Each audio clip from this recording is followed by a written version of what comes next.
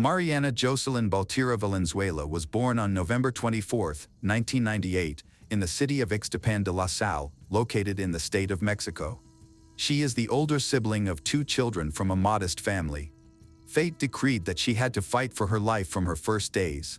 She was born much earlier than expected, and doctors seriously feared that the child, with a critically low weight, would not survive, which they informed her parents, Syra and Orlando.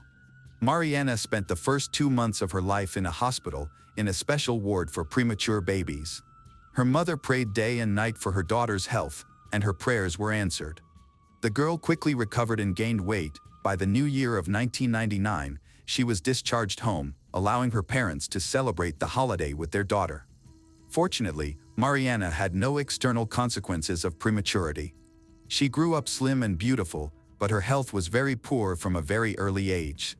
When Mariana was 4 years old, a second child appeared in the family, a boy. Mariana adored her younger brother and helped her parents take care of him. From the earliest age, they were very close and practically inseparable. At the age of 6, Mariana was diagnosed with epilepsy, which required her to regularly take special medications to minimize the likelihood of seizures. The prescribed drugs and constant monitoring by specialists yielded good results, allowing her to lead a relatively ordinary life, not too different from her peers. Moreover, she treated her health responsibly, following the regimen and taking the necessary medications. Mariana studied well at school, drew beautifully, and loved music. She was a very kind, open, and sincere girl. Everyone who knew her personally spoke positively about her. However, she was also modest and shy, especially in her teenage years. She had only a couple of best friends, did not go on dates, did not attend parties, and hardly interacted with boys. Mariana preferred to spend time at home with her family, with whom she had very close and warm relationships. The fragile and petite girl looked much younger than her age. At 16, she seemed no older than 13. Kind-hearted and sympathetic, Mariana always tried to help homeless animals, which she fed, treated, looked after, and then handed over to safe hands. As a high school student, she finally decided to become a veterinarian and provide professional assistance to those in need. Her parents often said that their daughter was too naive and trusting. She didn't perceive evil or danger from other people, as she herself brought only light and kindness into the world.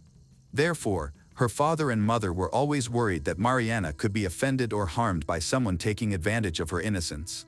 The area where the Baltierra family lived was relatively calm. Almost everyone who lived there knew each other by sight.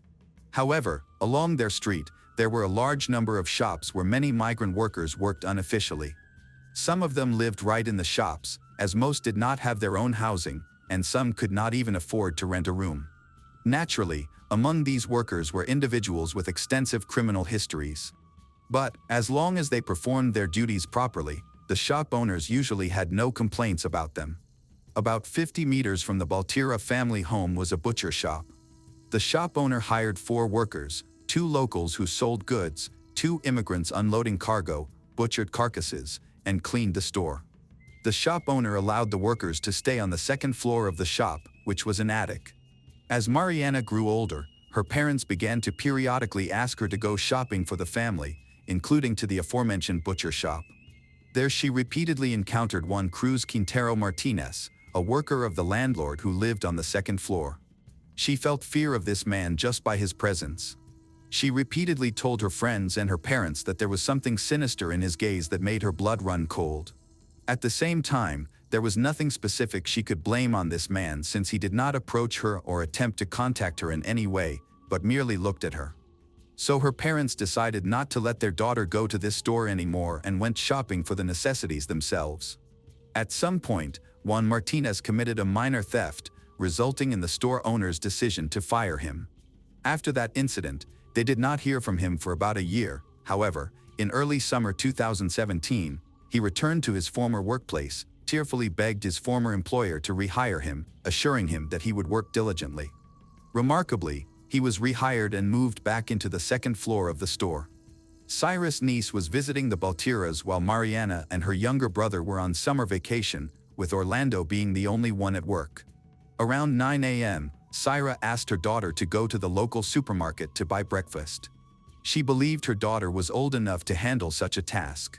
Moreover, the street was well lit and crowded. In her opinion, nothing bad could happen. She gave her daughter some money and asked Mariana to buy milk, eggs, and vegetables. Mariana left the house dressed in an old t-shirt and pajama pants. The store was located less than a couple of 100 meters from their house, so the round trip to get there, buy the necessary items, and return should not have taken more than half an hour. However, when an hour passed and Mariana still had not returned, her mother grew concerned, especially since Mariana's phone was left at home. With her little niece in her arms, Syra went to look for her daughter. She walked down the street to the store and asked the cashiers if they had seen a young girl in glasses.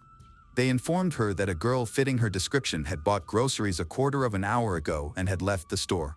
Panic began to set in. Syra realized that something terrible had happened. Syra returned home, asked her son to look after his niece, and then went out to the street, where she began asking neighbors, street vendors, and passers-by if they had seen her daughter. However, it seemed as if the girl had vanished without a trace. Syra immediately reported the incident to the police and called her husband, who rushed home from work to help find their daughter. By the time the police arrived at the scene, dozens of neighbors, as well as relatives and friends of the Baltierra family, had already joined the search. They called all of Mariana's acquaintances, combed the streets, and posted printed leaflets with her photographs. Initially, law enforcement officials were not particularly concerned about the situation. They asked the parents whether their daughter could have gone on a date or visited someone. Syra and Orlando insisting that their daughter would never go anywhere without informing them, especially since she had gone to the store in her home clothes and with a grocery bag, knowing she was expected back home. There were surveillance cameras installed in the area where Mariana disappeared, but almost none of them were functional. The entire day of searching yielded no results, and not a single trace of the girl was found.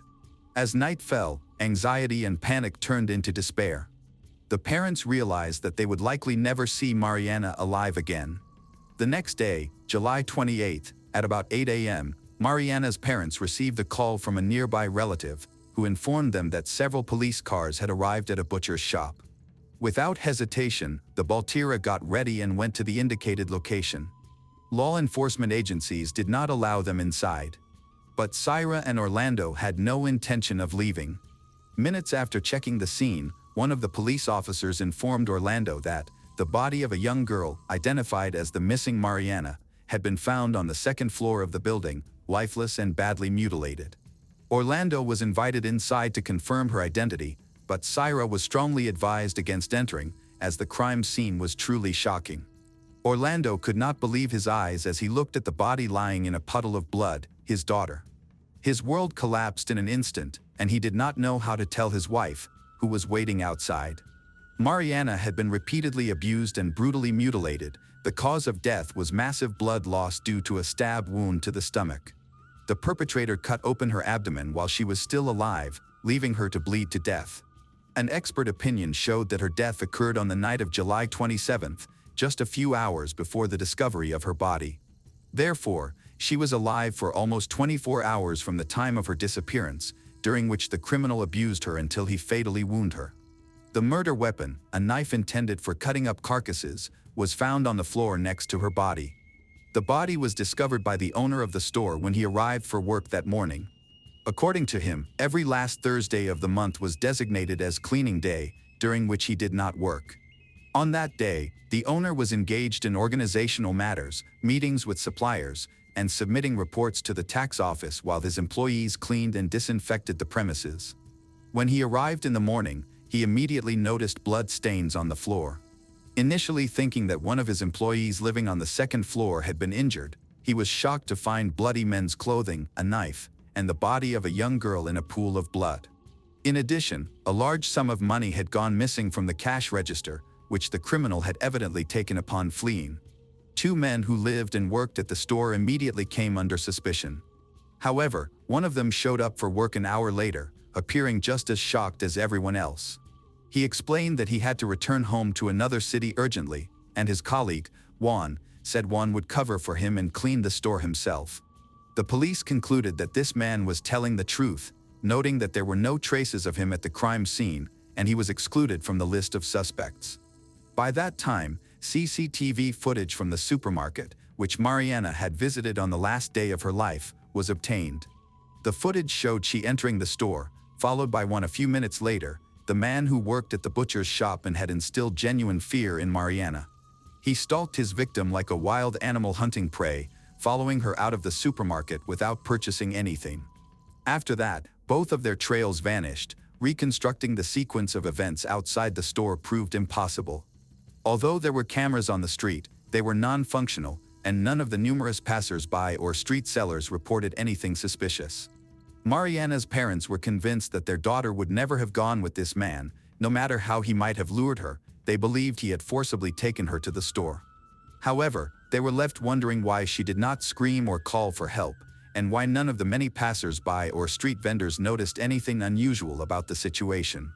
27-year-old Juan Cruz Quintero Martinez was characterized as withdrawn and uncommunicative. Those who knew him said that he was a violent person with sadistic tendencies, which he displayed towards homeless animals. Previously, he had attracted the attention of the police for harassment and causing serious bodily harm. He got a job as a worker in a butcher's shop in early 2015. For a long time, according to the shop owner, there were no questions or complaints about him. Juan did his job conscientiously, but in mid-2016, he was caught stealing money and was subsequently fired. After losing his job, he returned to his parents' home, where his sick elderly mother and his sister, who took care of her, lived. For almost a year, Juan literally sat on their necks, stealing money, selling things from the house, abusing alcohol, and using illegal substances. In addition, he regularly beat his mother and sister. One day, tired of the constant bullying, his sister threatened to call the police if he did not leave the house. Juan, unwilling to deal with law enforcement again, obediently left. Since he had nowhere else to go, he asked his former employer to rehire him. The owner of the butcher shop agreed, providing him with a place to work and a roof over his head, allowing him to continue living on the second floor. It was mid-June 2017, just a month before the tragedy. Juan did his job conscientiously, but about a week later, he met Mariana, who had come of age and literally drove him crazy. She avoided him and never went to that store for shopping. Nevertheless, Juan began to follow her on the streets, discovering where she was going, what paths she was choosing. The second worker who lived with him also noticed his unhealthy interest in Mariana and even tried to joke about it, not suspecting that Juan would soon commit a crime. After Juan became the only suspect in the brutal abuse and murder of Mariana, all available resources were put into searching for him. Initially, law enforcement agencies went to his house, believing that relatives might help him escape. However, his sister insisted that he was not welcome there and that Juan knew his relatives would immediately hand him over to the police. She was not even surprised by the terrible crime her brother had committed. Moreover, she described how he had abused her elderly mother and even attacked the old woman with a knife, threatening to cut her open like a pig if he was not given money for illegal substances. The search for the killer was a priority for the police because Juan was extremely aggressive, violent, and dangerous to others. The money stolen from the cash register would have lasted him a long time, but no one knew how he would behave next or whether he would commit another crime after killing. Throughout the month, the search continued in the Ecatepec area and surrounding suburbs because the police believed that the criminal could not have gone far. However, time passed, and no trace of Juan was found. Soon, information about the abuse and brutal murder of Mariana reached national news, and police from across the state joined the search for the brutal criminal. Juan Martinez's photo appeared daily on television news, was printed on the front pages of newspapers, and was posted on streets all over the country with the note, "Ruthless Killer at Large." A large cash reward was announced for information about his whereabouts, as well as for assistance in his arrest, which was constantly increasing. But even this did not contribute to any progress in the case. The search for the criminal proved difficult, as he had not maintained contact with any relatives and had no friends. Additionally, Juan did not have social media pages and did not even use a mobile phone, let alone credit cards. After 6 months of unsuccessful search attempts, the reward for any information about him was increased to 500,000 Mexican pesos. Even this, however, did not help. Justice for the murder took over 2 years, finally arriving in August 2019 when her executioner was located and arrested. He was found in another state, almost 1,000 kilometers from the crime scene, when he was accidentally recognized on the street by a vigilant elderly woman. He constantly hid his face behind a hood and sunglasses, seemed suspicious to her, so she decided to report him to the police, not suspecting that he was one of Mexico's most wanted criminals. Juan was arrested right on one of the city streets, and to the surprise of law enforcement agencies, he did not even resist. He obediently held out his hands, allowing them to put handcuffs on him. The next day, after his identity was confirmed, the criminal was taken to the city of Ecatepec, where he had committed his crime. He was placed in custody in one of the city's prisons awaiting trial. In May 2022, 5 years after the tragedy, the killer and abuser was finally sentenced. Juan Martinez received a life sentence without the possibility of parole. Additionally, he was ordered to pay 1 million Mexican pesos in compensation for moral damages to the family of Mariana. Mariana's parents and brother said the arrest of the killer was a huge relief to them, as he would certainly not be able to harm other girls. However, even life imprisonment and a large monetary compensation cannot erase the pain from their hearts, as their beloved daughter and sister will not return. They will have to live with this for the rest of their days. Roxanne was born on September 21, 1961, and grew up in a family with 2 sisters and a brother. In 1987, at the age of 26, she married Derek Duran. Before their marriage, Roxanne studied chemistry at university and worked in a pharmaceutical plant, while Derek was employed in the computer industry. Both were ambitious and career-focused, but always made time for each other. Their relationship blossomed as they planned to start a family after achieving their professional goals and purchasing a home. In 1996, at the age of 34, Roxanne and Derek decided to move to the countryside to escape the noise and bustle of city life. They settled in a large house in Wales Creek, just a 30-minute drive from Portland. It was close to their workplace, yet it offered the peaceful rural lifestyle they desired. Additionally, they purchased land on the outskirts of the city, which gave them the privacy and tranquility they were seeking. It was an idyllic setting, perfect for settling down and starting a family. Initially, life in their new home was peaceful, and they built close relationships with their neighbors. Their spacious house became home to several cats and dogs, but a sense of emptiness remained. Sadly, they were not successful in having children, despite keeping hope and continuing to plan for a family. At this point, Roxanne decided to restore the farm, with a dream of raising horses, a passion she soon devoted herself to. She invested heavily in the farm, determined to turn it into a profitable family business. Initially, Derek, as the primary breadwinner, was skeptical. He worried about the financial risks and questioned the feasibility of Roxanne's plans. However, she remained undeterred, often explaining how working with animals brought her peace and helped relieve stress. Eventually, they decided to expand their property to accommodate the growing farm. Sadly, Roxanne did not live to see this dream come to fruition. On Sunday, February 4, 1996, around noon, Derek left the house to buy groceries while Roxanne stayed home to rest. About 30 minutes later, neighbors living about a kilometer away noticed thick black smoke rising into the sky. While they couldn't determine the source of the fire, they suspected it was significant and called the fire department immediately. The farm's remote location delayed the fire department's arrival, which took nearly 20 minutes. By the time they reached the scene, the entire house was engulfed in flames. Fire poured from every window and door, and the roof appeared on the verge of collapse. Unable to enter the blazing structure, firefighters focused on containing the flames from the outside. Meanwhile, Derek, returning from the supermarket, spotted the smoke from afar and raced home. When Derek arrived, he saw firefighters struggling to control the fire. Noticing Roxanne's car still in the garage, he informed the fire chief that she was likely inside the house. Tragically, the flames were too intense for anyone to enter. Grief-stricken, Derek was overcome with despair. He screamed, cried, and even attempted to run into the burning building, but firefighters restrained him.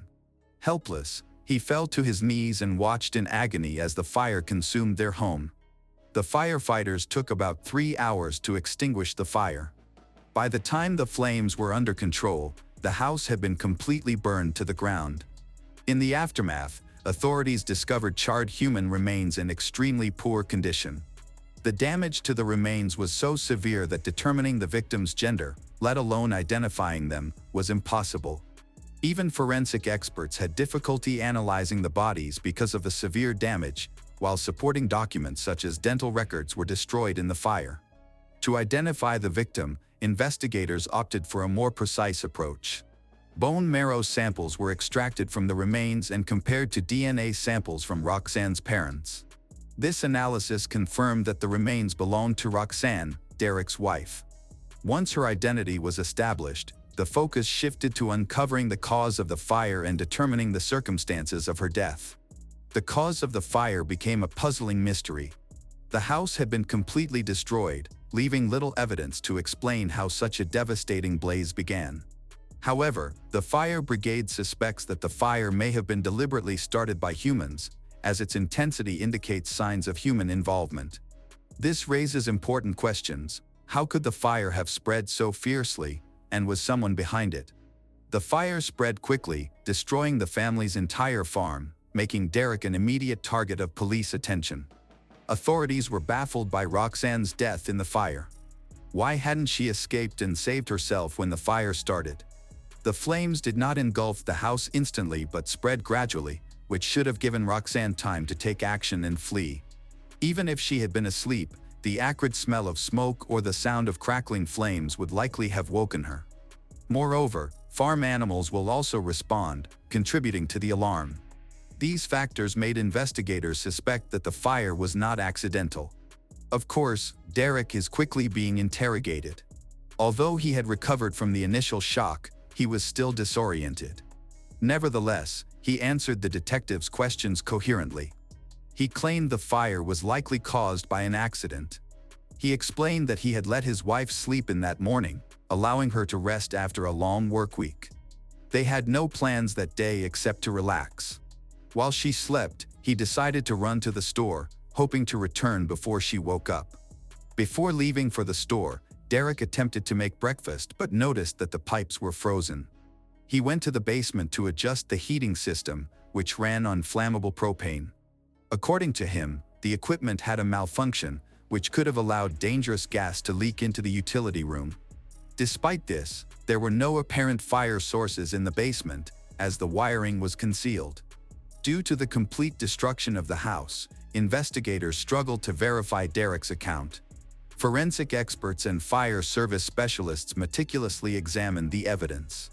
They determined the fire started in the basement but could not identify the precise cause. Although Derek's story sounded logical, detectives remained skeptical, suspecting that something did not add up. To confirm his alibi, they asked him to provide receipts from the grocery store. Derek complied and handed over the receipt, but law enforcement still viewed him with suspicion. They theorized he might have tampered with the equipment or even set the house on fire intentionally before leaving for the store to create an alibi. Their suspicions were heightened by scratches they noticed on Derek's face during the interrogation. When questioned, he explained that the scratches were likely from clearing debris on Friday. Lacking concrete evidence against Derek, the authorities had no choice but to release him. However, the investigation remains ongoing due to suspicions that the fire might not have been an accident, especially considering the severity of it. Investigators are looking into other possibilities and are closely analyzing Derek's statements. In the garage, where there were fewer flammable materials, providing some protection from the fire, Roxanne's car was found. The police noticed that the car battery's wires were disconnected and speculated that this could have caused a spark. They theorized that the fire might have started when gas that had accumulated in the basement ignited. During this time, construction work on the house had left one wall partially dismantled, allowing an influx of oxygen. Fire experts believed this provided the conditions for gas to seep into the garage, creating a point of ignition. They also suggested that the unfinished state of the building may have accelerated the fire's spread. However, further investigation revealed no evidence linking the car or its battery to the fire. Surprisingly, the car was undamaged, which seemed unlikely if it had been the source of the blaze. The investigation then shifted to a new clue. In the basement, near the heating equipment, investigators discovered a pile of burnt pellets of unknown origin. This pile appeared to have been deliberately placed near the fire's point of origin. Initially, it was unclear what the substance was or how it might have fueled the fire. 3 days later, forensic scientists identified the pellets as cat litter. Although Derek and Roxanne had cats, their litter boxes were never kept in the basement. This raised suspicions that the placement of the litter near the heating equipment had been intentional. Detectives suspected that Derek might have used the cat litter to start the fire, but they initially couldn't determine how. Further analysis confirmed that the pellets matched the type of litter Derek and Roxanne used. A bag of the same litter was found in the house, but it had been stored far from the basement's point of origin. It was confirmed that Derek had purchased and stored this litter in his office before bringing it home. Initially, the litter was kept far from the basement. However, evidence suggested that Derek might have deliberately poured some of the litter near the heating equipment to fuel the fire. The issue was that cat litter, made from compressed sawdust, doesn't burn easily. This raised a puzzling question: how could such a small amount of litter cause a fire that destroyed the entire farm residence? A detective, who had been a Boy Scout in his youth, offered a possible explanation. He mentioned that in his Boy Scout days, counselors demonstrated survival techniques, including a trick for starting fires. It involved soaking materials to aid in ignition. Interestingly, Derek had also been a Boy Scout and might have been familiar with this fire-starting method. However, despite investigators' efforts to prove the fire was arson, they found no conclusive evidence to confirm their suspicions. Much of the evidence had been destroyed in the fire. Derek denied any involvement in the blaze, but investigators needed proof of his innocence or guilt. They brought in specially trained dogs to search the scene for flammable or explosive materials, suspecting that an accelerant like gasoline might have been used to start the fire. Given the extent of the destruction, these tools were essential. Yet even after a thorough search of the ashes, the dogs found no traces of accelerants. Tests on substances like the cat litter produced no reaction either. Investigators also looked into Derek and Roxanne's personal lives but found nothing suspicious. There were no signs that Derek or his wife, Roxanne, had enemies, and those who knew them described them as a respectable couple with a happy marriage. No one could believe that Derek might be involved in such a crime. Forensic experts from the armed forces continued their investigation at the scene. Slowly, suspicions began to take shape. Near Roxanne's body, investigators discovered a melted pistol. Its presence raised questions. Why was a weapon there? Derek explained that it could have fallen from its storage spot near the bed.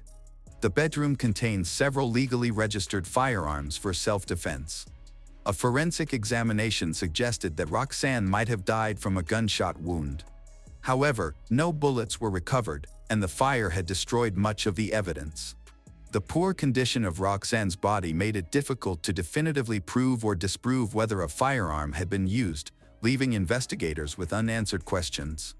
The final report from the forensic expert provided important clues. According to the expert, Roxanne's lungs contained no soot, confirming the investigators' suspicion. She had not inhaled smoke and must have died before the fire started.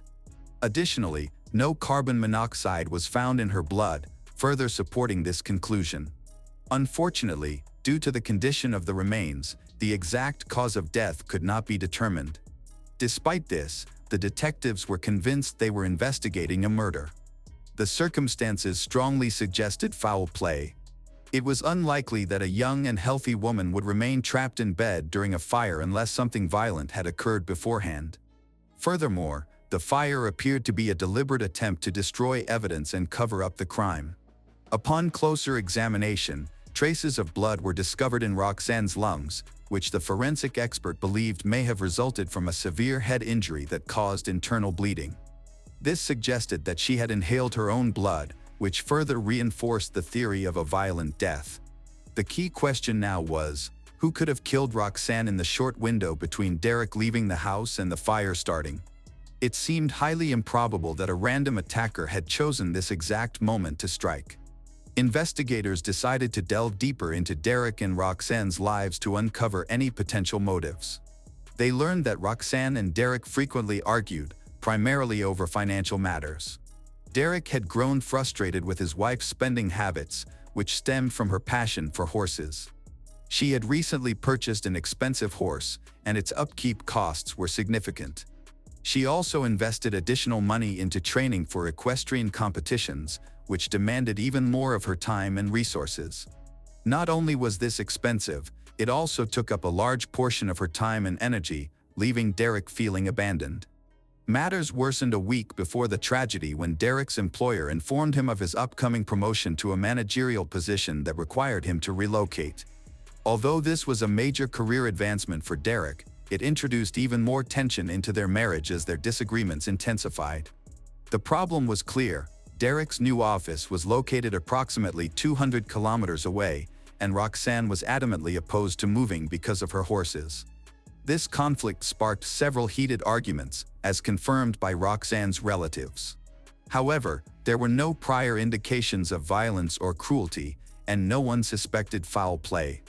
Roxanne's younger sister, who maintained frequent contact with her, revealed that she had planned to remain at the farmhouse. She had suggested that Derek rent an apartment near his new workplace and return home on weekends.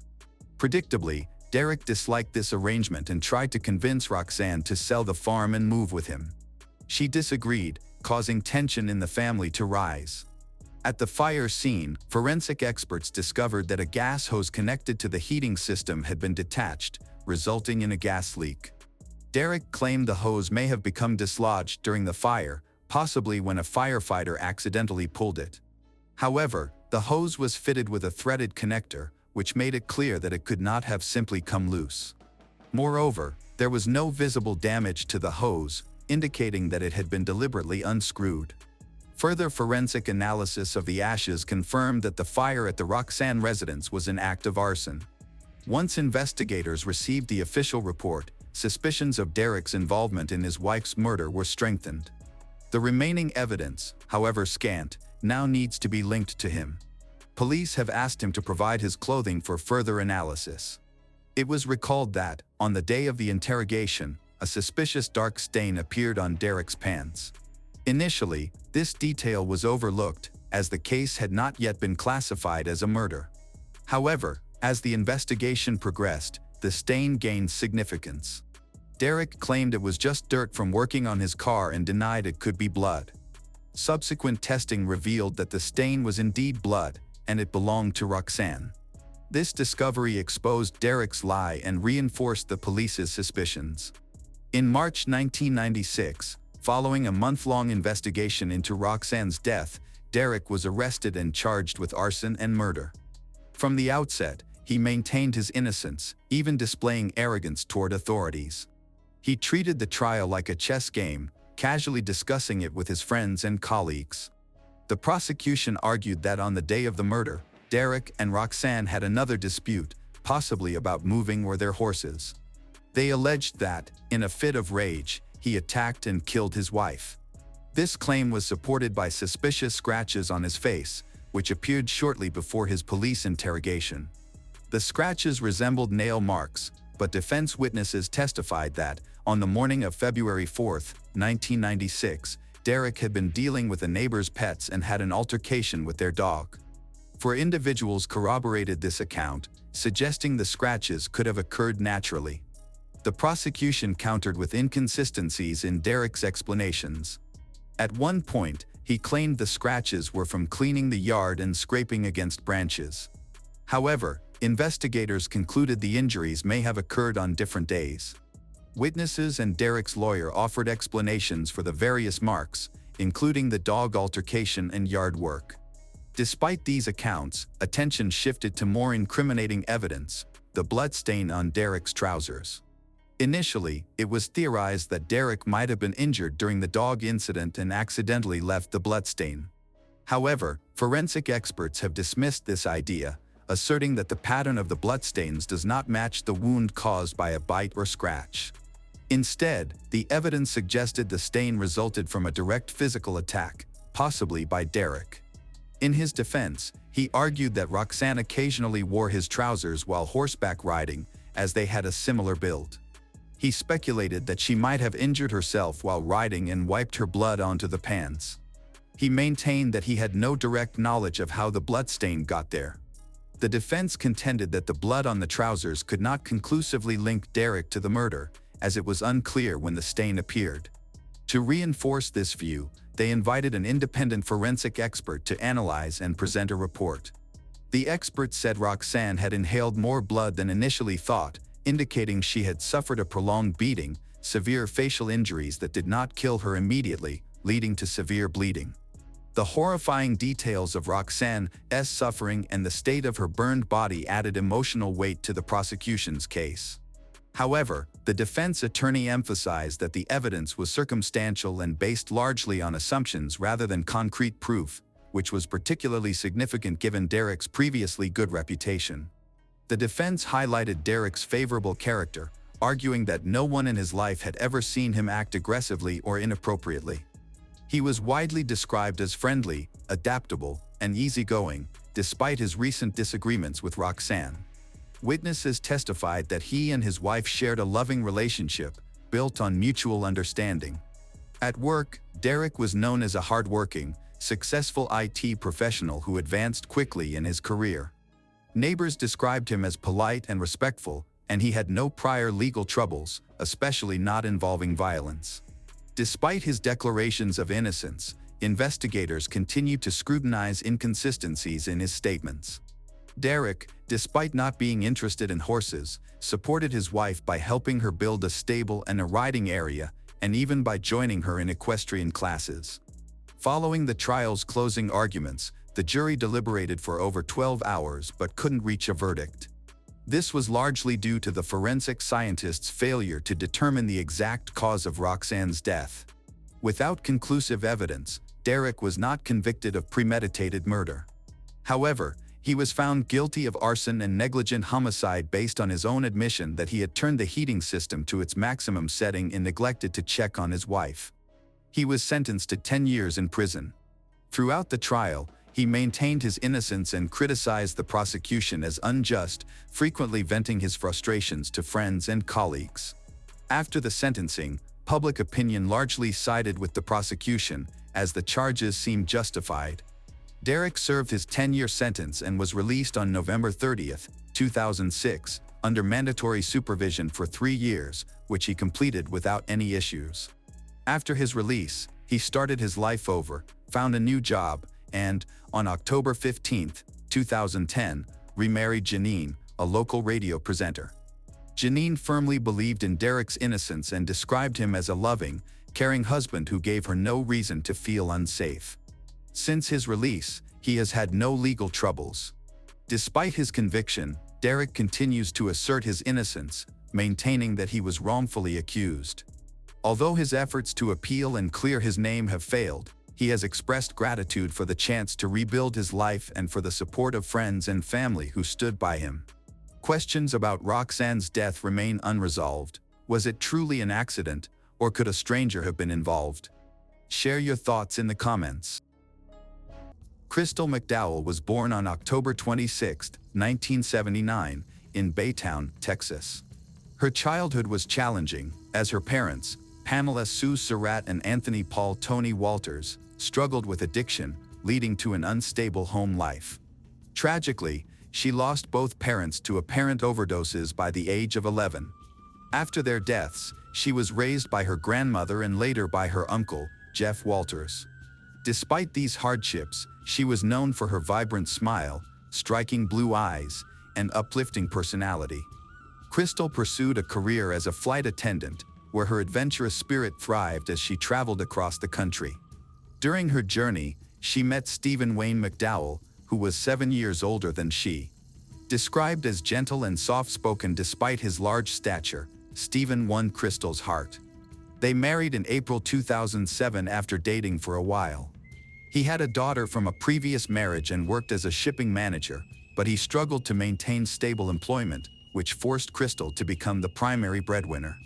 While she excelled in her career, Stephen's professional instability created tension in their relationship, especially concerning her frequent travels. As jealousy grew, Stephen began to suspect Crystal of having affairs during her flights, despite the lack of evidence of infidelity. Friends noted that Crystal valued her family and sought stability, given her difficult past. In 2016, after 15 successful years as a flight attendant, she decided to leave and join her family's real estate business. This shift allowed her to spend more time with her children and provided a sense of stability. Her uncle Jeff was proud to welcome her into the third generation of their real estate legacy. Crystal quickly excelled in her new role, being recognized for her charm, professionalism, and dedication. However, she confided in close friends that this career change also served a strategic purpose, as she believed it would help her secure custody of her children if she and Stephen divorced. By February 2017, Crystal's marriage had deteriorated significantly, prompting her to file for divorce due to years of emotional distress. On March 20th, she called 911, claiming Stephen had threatened her and their children. The authorities responded but treated the case as a precaution rather than a criminal incident. At that time, there were no custody arrangements, allowing Stephen to legally be with his children. Although officers attempted to contact him, they were unsuccessful. A few days later, Stephen returned the children, and Crystal chose not to press charges, opting instead to focus on reducing tension for the sake of their kids. Crystal's friends commented that she tried her best to keep the divorce amicable, putting the happiness of her children first. Stephen's adult daughter was troubled by this incident and questioned her father about his behavior. He expressed anger over alleged affairs that Crystal had during their marriage, accusations that those close to her dismissed as false. Many who knew them recognized that their relationship had been toxic for years, and even Stephen's daughter acknowledged that, while she and Crystal had a great relationship, the marriage had always been unstable. Although their divorce was finalized in June 2017 and appeared to be friendly, especially since Crystal helped Stephen find and purchase a new home while renovating her own, issues beneath the surface remained unresolved. Crystal often asked her family not to mention their plans or outings to Stephen, fearing his unpredictable reactions. Even simple activities, like spending time with a friend, could set him off. Despite being legally divorced, Stephen seemed unable or unwilling to accept the situation. His social media activity displayed a concerning trend.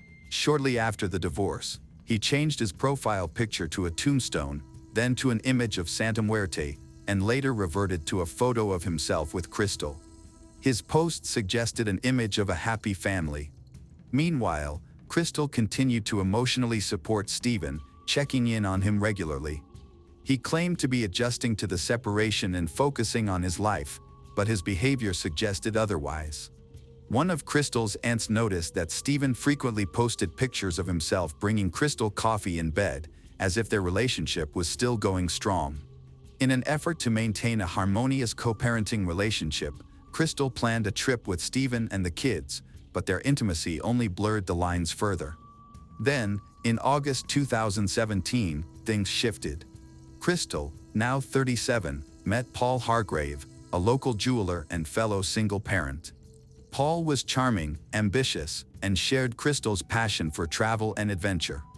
Their relationship developed quickly, and for the first time in a long time, Crystal felt truly happy. Although she wanted to tell her family about Paul, she asked them to keep it a secret until she found the right time to inform Stephen, still fearful of his reaction. However, that fear didn't stop her from publicly sharing her happiness. On August 23rd, she posted on social media that she had never felt so joyful and that her heart was filled with a happiness she never thought possible. Just 2 days later, on August 25th, Hurricane Harvey approached. Crystal woke up at Paul's house, preparing to face the storm and fulfill her responsibilities for the day. At 7:01 a.m., she texted Stephen to ask if he had collected clean water for the kids and informed him that she was heading to his house to take shelter with them. She intended to visit a property afterward for a showing. Paul's security cameras recorded the last known images of Crystal that morning, first in the kitchen, then walking outside in heels, holding her phone, as she got into her black Mercedes-Benz. She was never seen again. Later that day, Crystal's Uncle Jeff became worried. They were close, working together in real estate and communicating frequently. He tried calling her several times to let her know that a scheduled showing had been canceled because of the storm. When she didn't answer, Jeff contacted Stephen, who sent a suspicious text, allegedly from Crystal's phone, at 9:30 a.m., stating that she planned to pick up the kids and go to Dallas. Jeff was immediately suspicious. Crystal never changed her plans without informing him, and her phone was essential for her work. Things didn't add up, and fearing something was wrong, he reported her missing to the police before noon on August 26th. As floodwaters from Hurricane Harvey swept through Houston, Jeff and two family members confronted Stephen. Stephen claimed Crystal hadn't been to his house in over a week, but his daughter told Jeff that she had hugged her mother the day before. That same day, a sheriff's deputy conducted a welfare check at Stephen's home.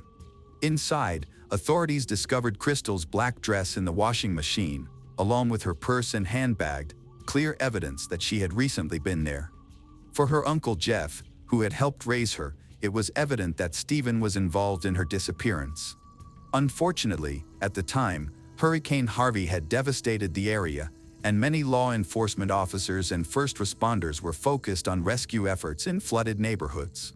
Consequently, the investigation stalled almost immediately. Desperate for answers, Jeff decided to reach out to the media to raise awareness and search for clues. However, his efforts were overshadowed by the constant news coverage of the storm. After days of no progress, Jeff hired a private investigator, feeling frustrated with the silence of local authorities. This decision sparked backlash. The local police chief and district attorney opposed the involvement of an outside investigator in Crystal's case, arguing that crucial evidence could be compromised. This resulted in increased tensions between Crystal's family, law enforcement, and the local media in Houston. Unwilling to give up, Jeff teamed up with Crystal's new boyfriend, Paul, to offer a $15,000 reward for credible information. They launched a social media campaign that ultimately attracted public attention. However, the investigators began to suspect not only Stephen but also Jeff and Paul. Although Jeff was tirelessly searching for Crystal, law enforcement remained skeptical of him. Rumors about his personal life, including his same-sex relationships, spread throughout the town of Baytown, leading some to believe that these biases influenced how authorities perceived his involvement. The local police commander dismissed Jeff's concerns during a national broadcast, labeling him as overly emotional and a hindrance to the investigation. Paul was also scrutinized. After taking a polygraph test with inconclusive results, his credibility came into question. Things worsened when he sent surveillance footage from his home to news outlets instead of directly giving it to the police. Paul defended his actions by stating that he initially tried to share the videos with the sheriff's office but felt ignored, prompting him to go public to clear his name. Then there was Stephen. Even though he displayed manipulative behavior, threatening self-harm if Crystal left him, investigators perceived him as polite, helpful, and cooperative. However, family and friends described the marriage as deeply unhealthy and controlling. Authorities did not see Stephen as a potential threat or a vengeful ex-husband. This perspective began to shift on Tuesday, August 29th, as floodwaters receded. A family friend discovered Crystal's black Mercedes-Benz parked outside a dilapidated motel, an area highlighted during their online campaign. The doors were unlocked, and the keys were still in the ignition. Investigators suspect the car was staged as a burglary, but flooding has made it difficult to access. Surveillance footage from nearby businesses showed Crystal's car entering the motel lot at 6:37 a.m. on August 26th, the day she disappeared.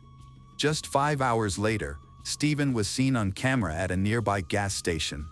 He did not purchase gas. Instead, he drove toward the motel, seemingly checking to see if the car was still there. Even more unsettling, other footage captured a hooded figure resembling Stephen riding a bicycle through the rain near the motel that same morning. The evidence was accumulating, and for the first time, attention turned to Stephen, not as a grieving ex-husband but as a potential suspect in a case that had gone too long without resolution.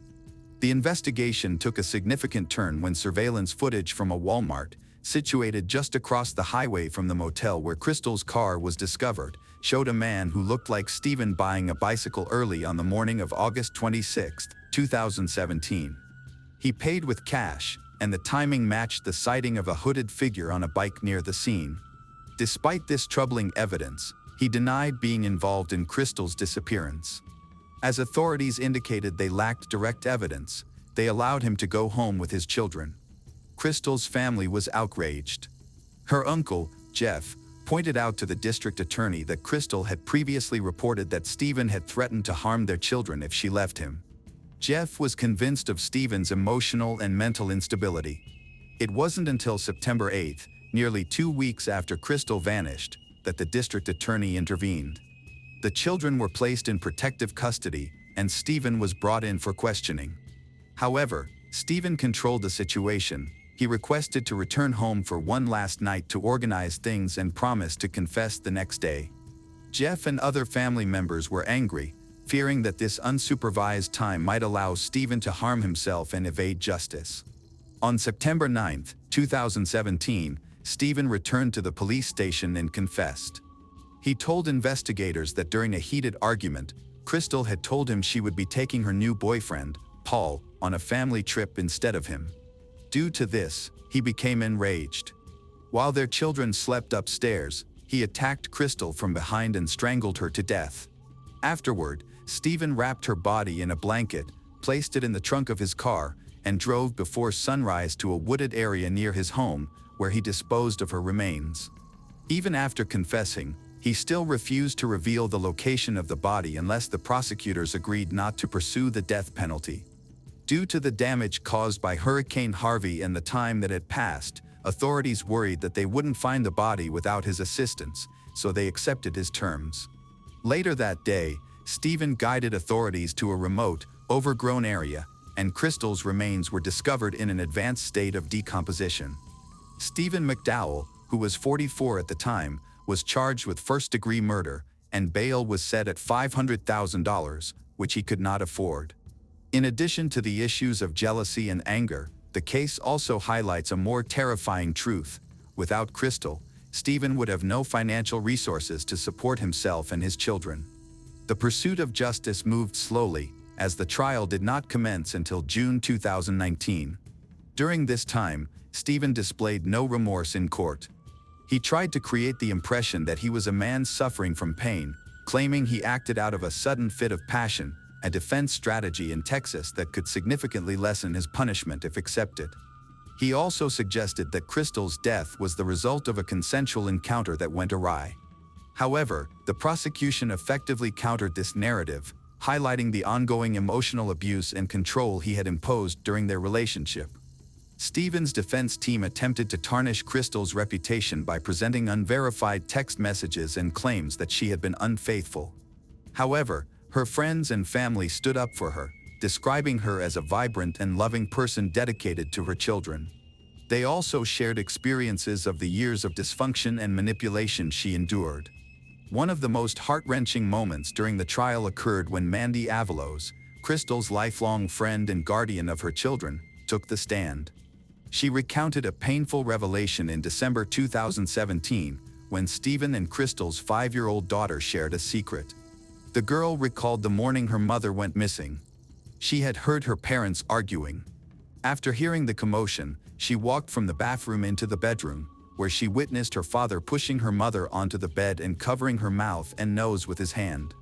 She stood at the edge of the bed and watched until her mother stopped moving. Afterwards, her father took her upstairs and told her not to speak about what she had seen. Mandy quickly reported the incident to the authorities, and she was placed in a trauma counseling program, but the emotional scars continued to haunt her. Another important witness for the prosecution was Melissa Cherry, Crystal's cousin and close friend. Melissa testified about helping Crystal move out of her home when her conflicts with Stephen escalated. Melissa later supported her move back home after Stephen threatened to harm himself if she did not return.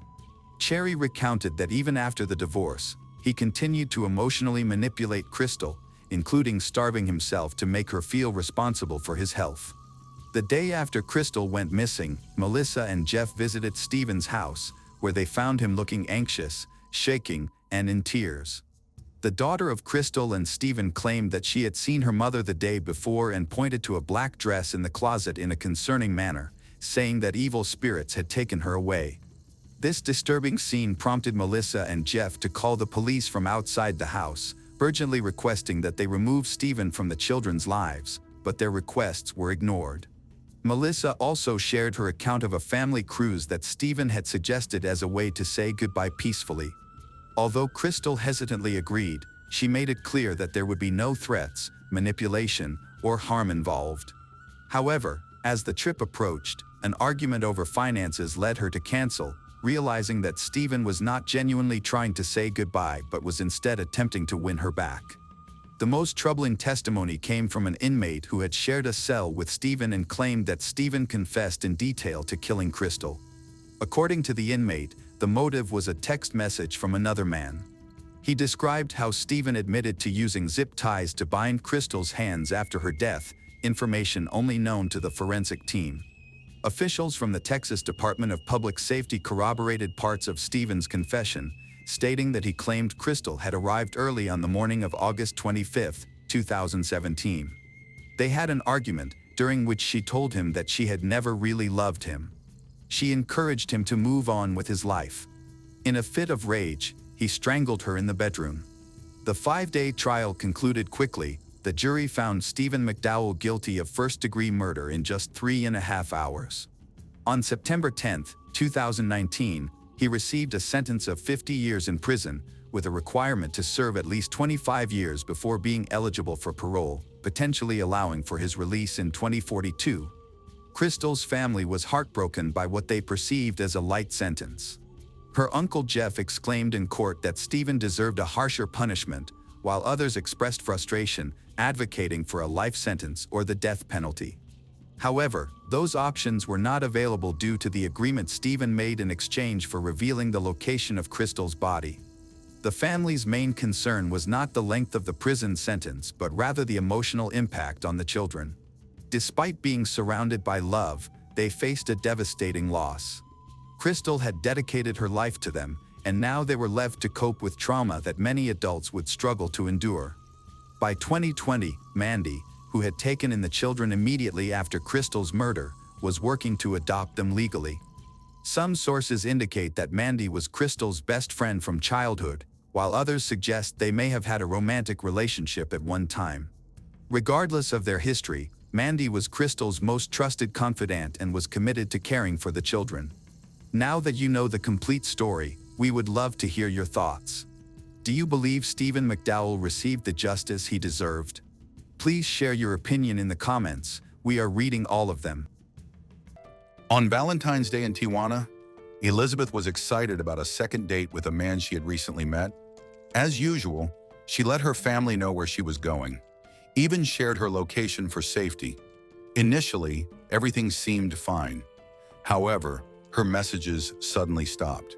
Her phone went quiet, and her car was missing.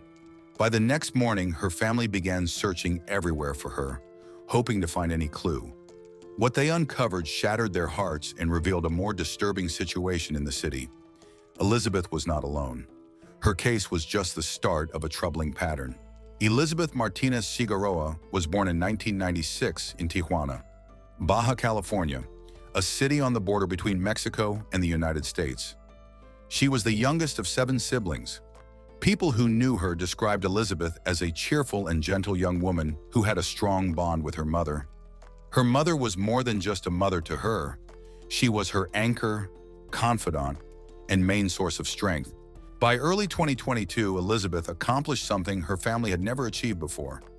She graduated with a degree in international trade and business from a private university. This was a significant milestone, but it didn't satisfy her ambitions. She aspired to pursue a master's degree to create more opportunities for herself and her family. While planning her educational journey, Elizabeth also managed a small clothing business. To boost her income, she worked as a dancer in a bar located in Zona Norte, a popular nightlife area for both tourists and locals. Like many women in her situation, Elizabeth was careful. She kept her family updated, especially when meeting clients. She shared her location, maintained communication, and trusted her instincts. This cautious habit would later play a crucial role in the effort to track her last movements. On February 14, 2022, Valentine's Day, Elizabeth seemed excited. She had lunch with her mother that afternoon, which turned out to be their last meal together. Later that evening, she had a second date with a man she had recently met at work. He was American. Elizabeth confided in her brother, expressing that while she was uncertain about him, her curiosity led her to give him another chance. Staying true to her usual habits, she promised to keep in touch, send updates, and share her location. Some reports indicate they met again at a bar, while others suggest she picked him up near a border crossing in her white SUV. They went to a Brazilian restaurant for dinner and then drove to a motel close to the beaches of Tijuana. Elizabeth informed her family that she would be gone for no more than 4 hours. At the start of the night, everything appeared normal. She kept sending her location, and her messages reassured her family about her safety. They knew where she was and who she was with. However, then the updates suddenly stopped. There were no more messages, no answered calls, and no signs that she was moving. This silence was not just worrisome, it was overwhelming. Her family's anxiety grew rapidly. The lack of communication was completely out of character for someone as careful and responsible as Elizabeth. It quickly became a clear sign that something was seriously wrong. As the hours went by, the feeling of dread intensified, marking the onset of a nightmare that no one was ready to face. When hours went by without any news of Elizabeth, her family didn't hesitate to take action. That same night, filled with fear and uncertainty, they started searching for her on their own. Their first stop was the bar where she worked, but the response they received was shocking. Elizabeth had not come in that day. Her concerned co-workers provided the family with an important lead, a detailed description of the man she was supposed to meet. They described him as overweight, with light brown skin and visible acne scars. He was a frequent customer at the bar, and although he didn't have a name, the description was detailed enough to help the family in their search. By February 15th, the family was increasingly worried due to the lack of news about Elizabeth. They decided to report her disappearance to local authorities, but encountered a common hurdle: bureaucracy. They were informed that they had to wait 24 hours before they could file an official report. Determined not to delay, they took to social media, creating pages, sharing photos, and soliciting the public's help. Despite their efforts, it felt as though Elizabeth and her white Jeep Liberty had completely disappeared. On February 16th, authorities officially expanded the report to include her missing vehicle. GPS tracking of Elizabeth's phone showed her movements, first to a Brazilian restaurant near the river, then to a motel, and finally to a park. The last recorded location was a downtown hotel in Tijuana. Her brother hurried there, but hotel staff denied him entry, and there was still no sign of Elizabeth or her Jeep. On Thursday, February 17th, her family used the vehicle's GPS history to track it to a street in Zona Norte. A sense of dread settled over them. Something was definitely wrong. Elizabeth's mother and brother drove directly to the location. Although the Jeep was there, Elizabeth was not. They called the police, and officers and firefighters arrived within minutes to secure the area. Their attention quickly turned to the trunk of the vehicle. What they discovered confirmed the worst fears of Elizabeth's family. Her lifeless body was inside, naked and curled up in a fetal position, exhibiting clear signs of violence. The heartbreaking scene devastated her family, leaving them in shock and disbelief. Elizabeth's family spoke out about her murder, the silence and inaction that preceded it. They highlighted a system that failed to respond when she went missing and the long wait for justice. The story quickly gained attention and sparked outrage throughout the city. Friends, co-workers, even strangers gathered at the scene. Elizabeth's body was taken to the forensic medical service for a complete autopsy. The findings were troubling. She had multiple blunt force injuries on her face, chest, and abdomen. A deep mark on her neck indicated an attempted strangulation. Additionally, there were signs of asphyxiation due to blockage of both her mouth and nose. Forensic experts determined that asphyxiation was the most likely cause of death. The investigation did not provide any information on possible abuse assault. Nonetheless, the case is officially categorized as a femicide, and an investigation is underway to find her murderer. The tragedy continued for the family after Elizabeth's passing. Just 3 days later, her mother suffered a sudden heart attack and died. Although the official cause was cardiac failure, Many believed it was due to overwhelming grief that her body could not bear. As the family laid both mother and daughter to rest, the investigation picked up speed. Local and state authorities began to connect Elizabeth's case with others in the area. A frightening realization surfaced. This was not an isolated incident. The method of killing shared unsettling similarities with two other cases of young women who also worked in nightlife scene in Zona Norte. Karen, a 28-year-old mother from Veracruz, went missing on August 30th, 2021 after meeting a man at a motel. 3 days later, her body was discovered in a local garbage dump, showing obvious signs of violence. Karen had recently started working as a dancer and escort. She was careful about her safety, only meeting clients through direct phone calls. Before she left that day, she informed both a friend and a relative about her plans. Despite their quick efforts to find her, the situation ended in tragedy. Security cameras recorded the vehicle used by the man she met, and a friend later identified him from the video. However, surprisingly, no arrest warrant was issued, and the man remained at large. Angela Carolina Acosta Flores was only 20 years old when she was found dead in a hotel room on January 24, 2022, near the bar where Elizabeth worked. Like Elizabeth and Karen, Angela had gone to meet a man described as American and possibly of Hispanic descent. Her phone was missing from the crime scene, and when investigators traced it, they found it had been taken to Riverside, California, across the border. This discovery alarmed the investigators. 3 women had been brutally murdered, all linked by time, location, and method. Each case involved a mysterious man, likely American, and all 3 women were associated with the nightlife in the same area. They were killed within a 6-month period, leading to a troubling conclusion. There may be a serial killer targeting vulnerable women in Zona Norte. On Wednesday, November 16, 2022, the Baja California State Prosecutor held a highly anticipated press conference. With a room full of reporters and the nation watching, he confirmed a troubling presence. A serial killer was active in Tijuana. The prosecutor revealed that the suspect specifically targeted exotic dancers and escort who belonged to one of the city's most at-risk groups. His method was alarming. He would travel from the United States into Mexico, commit his crimes, and then escape back across the border, making it difficult for authorities to catch him. At that time, no additional details were shared to avoid compromising the investigation or alerting the suspect. Meanwhile, the manhunt for the killer was intensifying. Nearly a month later, on December 13th, the prosecutor held a second press conference.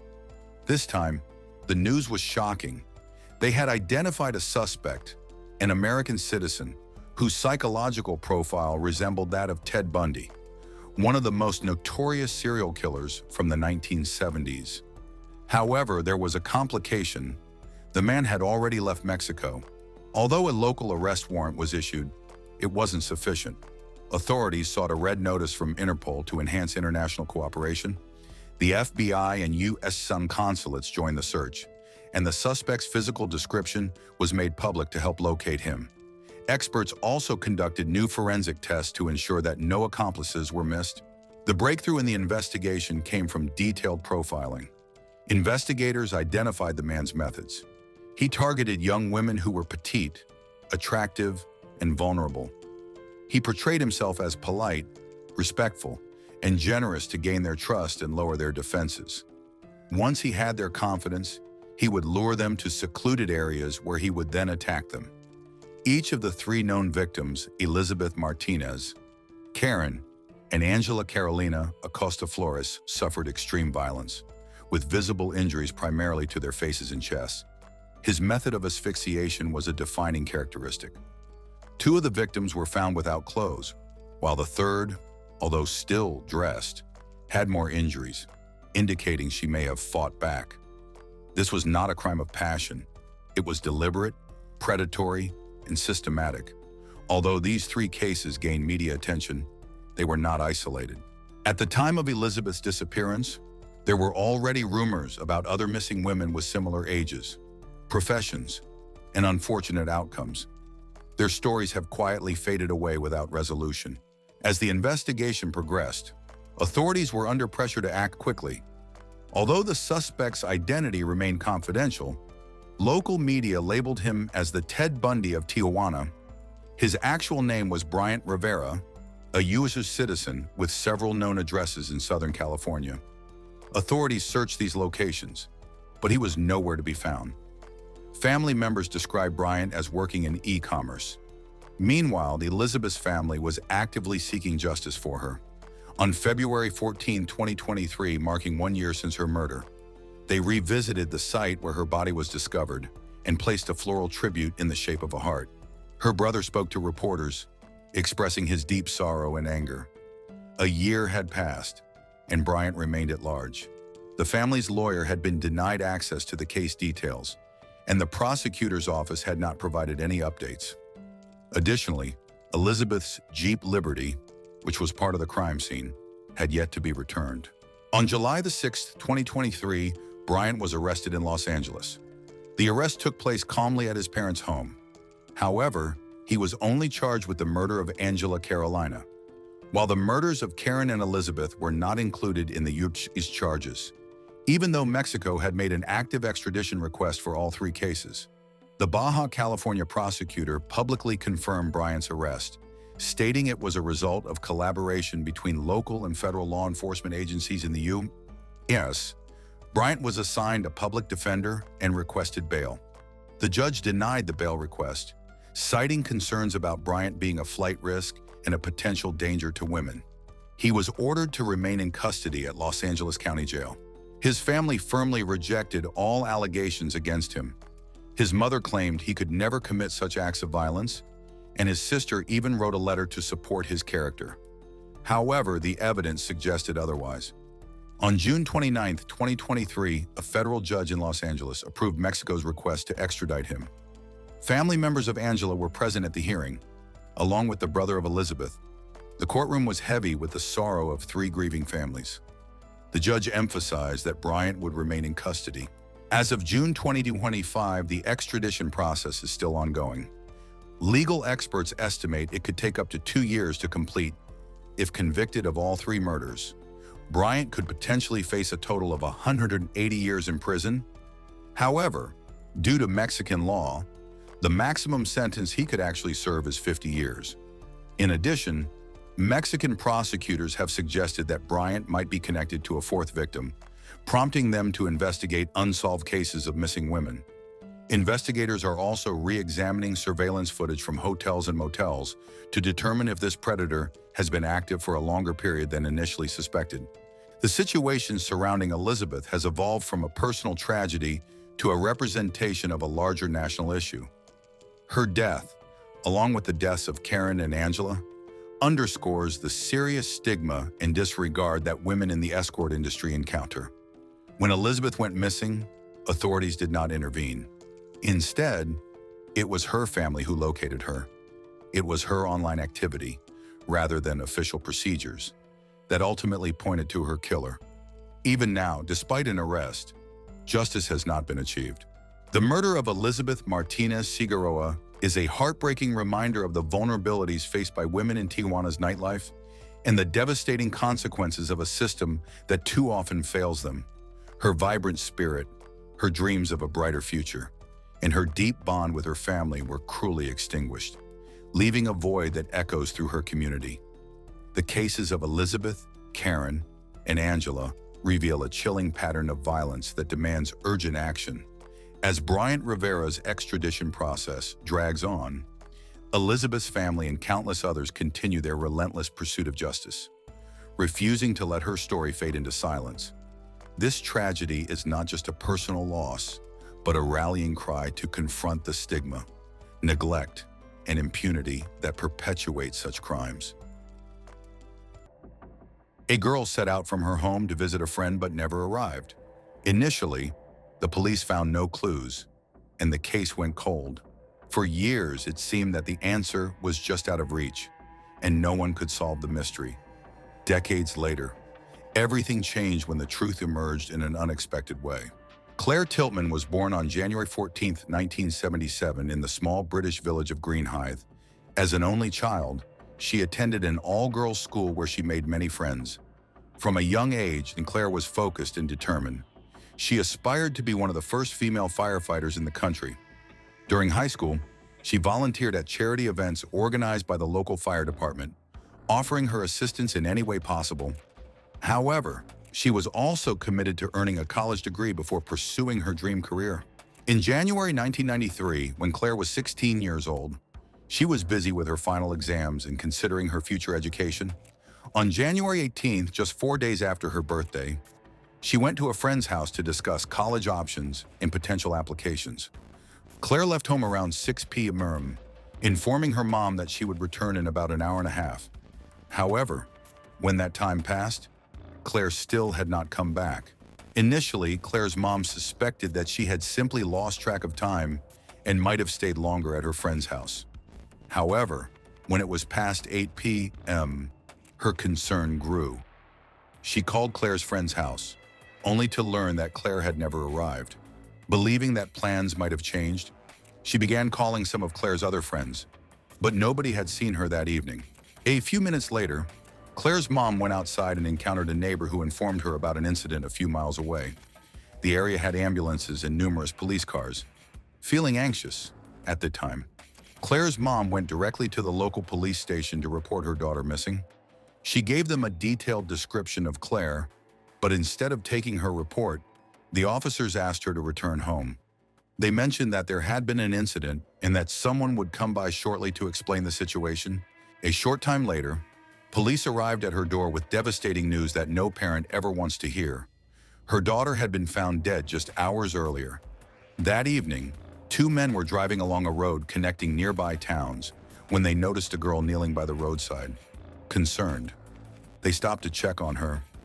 As they got closer, they realized something was seriously wrong. She was struggling to breathe and appeared to be unresponsive. One man quickly ran to a nearby pub to call for help while the other stayed with her. Initially, he thought she might have been hit by a car since she was so close to the road. He tried to comfort her, but her condition deteriorated rapidly. Within minutes, she stopped breathing entirely, and when paramedics arrived, it was already too late. Her body was taken to the medical examiner, and the findings were shocking. She had been stabbed 9 times, likely with a large knife, but there were no signs of abuse. Meanwhile, the police started investigating the crime scene and quickly identified where the attack had occurred. Claire was probably ambushed in a narrow alleyway off the main road leading to her friend's house. The nature of her injuries suggested that the attacker approached her from behind. However, there was little else to help the investigation. The alley was quiet, dark, and deserted. There were no security cameras, witnesses, or helpful evidence. One crucial detail stood out. The medical examiner noted the murder weapon was unusually large, too big to be carried casually in a pocket. Detectives suspected that the killer had brought the knife from home, indicating a premeditated plan to use it. News of the murder quickly spread through Claire's village and neighboring towns. That evening, some students were still at school studying for exams when they heard the news on the radio. Initially, the victim's identity was unknown, but it wasn't long before rumors circulated. With no strong leads in the investigation, the police sought help from the public. A few people came forward claiming to have seen a man in a light-colored coat near the road around 7 p.m. Another witness reported seeing a man with dark, curly hair leaving an alleyway, but neither individual could be identified, despite the tight-knit nature of the community. Detectives suspected that the attacker might have had a personal connection to Claire, which could explain the motive. However, they also considered a more alarming possibility that this incident could be part of a pattern, indicating that they might be dealing with a serial offender. In December 1988, 4 years before Claire was murdered, a 27-year-old woman was attacked by an unknown assailant while walking home from work. He was armed with a gun and a knife, abducted her, and drove to a remote area where he attempted to assault her. After stabbing her 5 times, he left her, believing she was dead. Miraculously, she survived. Despite her severe injuries and the freezing temperatures, she crawled to a nearby road, where a group of workers found her. She spent 9 days in intensive care, and doctors successfully saved her life. However, the police were never able to identify or capture her attacker. After Claire was murdered, detectives and local residents started to suspect that the same individual might be responsible for both crimes. A few days later, Claire's funeral took place, drawing hundreds of people from the community. Prior to the funeral, her parents spoke to reporters and mentioned that they feared the killer might attend the service. The detectives shared this concern, so they were present at the funeral and carefully noted everyone who attended. However, this effort still did not lead them to the person responsible for her murder. In the weeks that followed, the police continued to question local residents and investigate leads, but they did not find any useful information. Over 2 years passed, and it began to feel like the case would remain unsolved. Gradually, as people stopped discussing what happened to Claire, until one day, everything changed.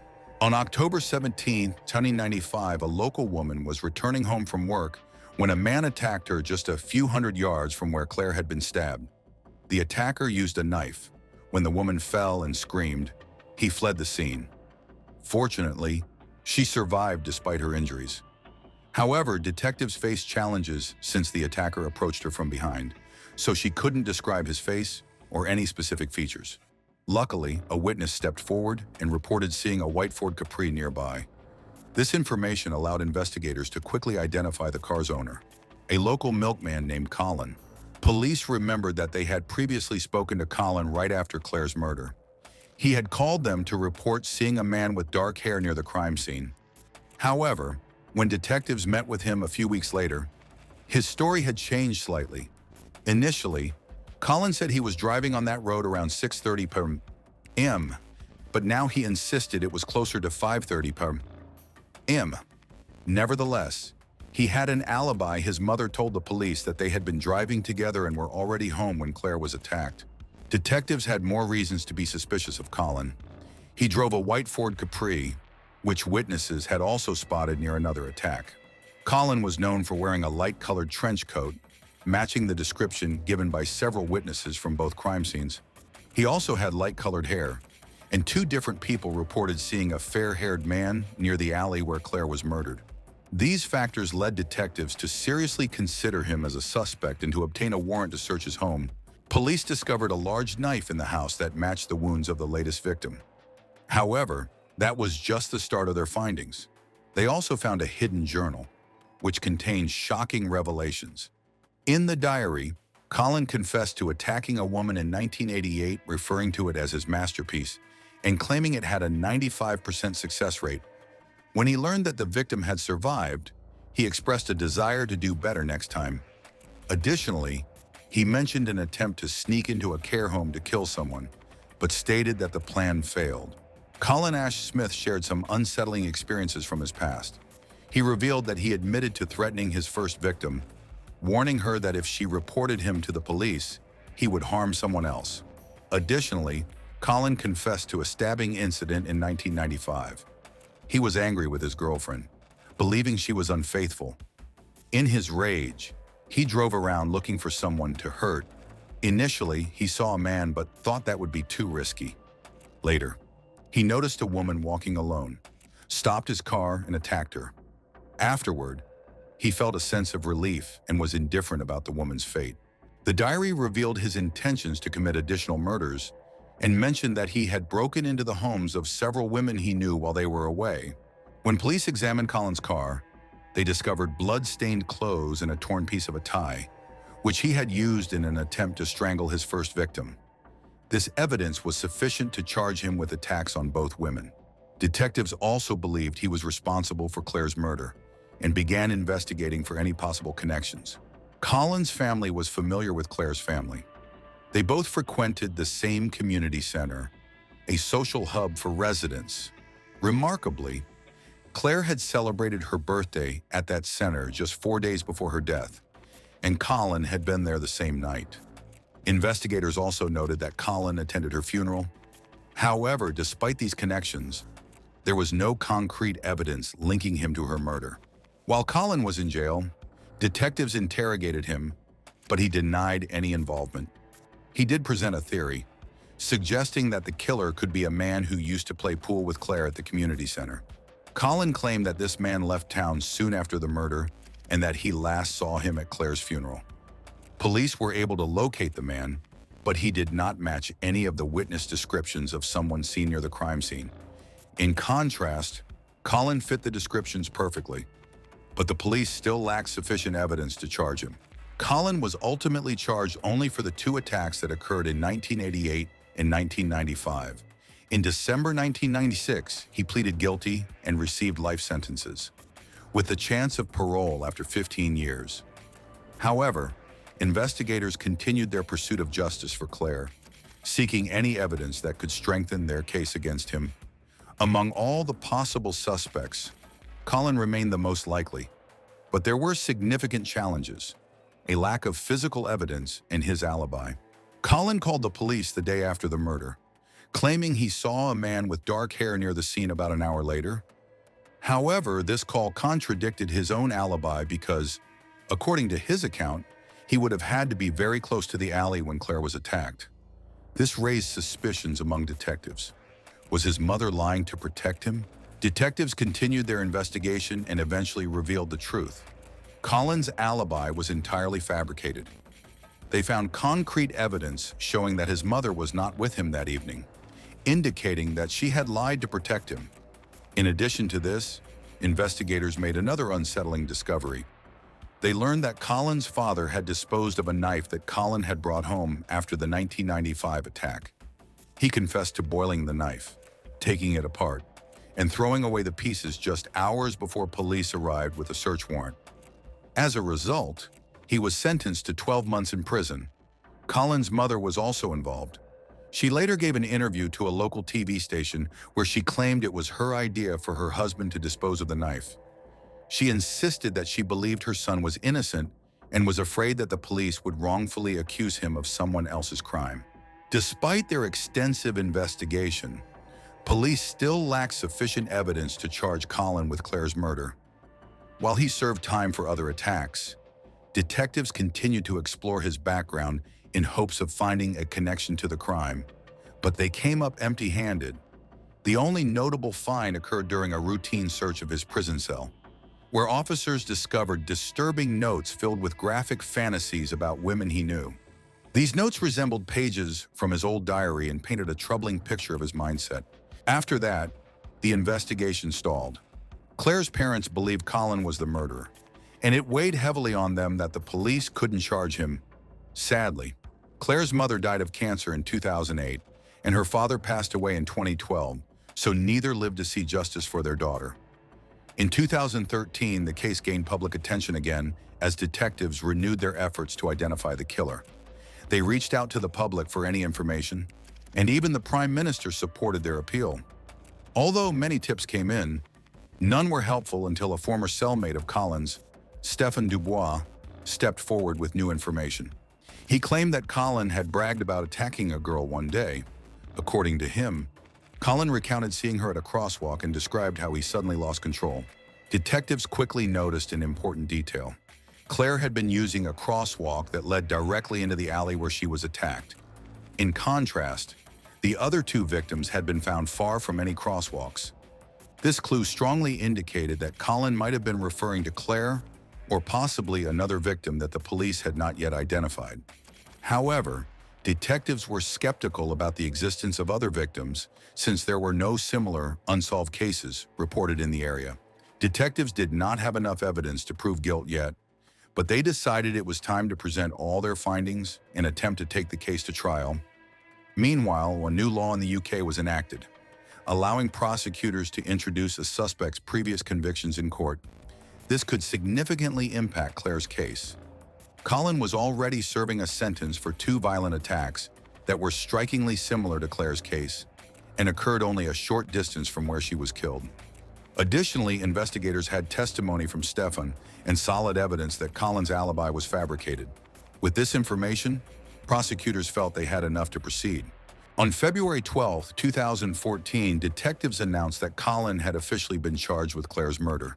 This was significant timing, as it coincided with his first scheduled parole hearing. Instead of being released, he remained in jail while prosecutors prepared for trial. During the proceedings, he revealed even more unsettling information.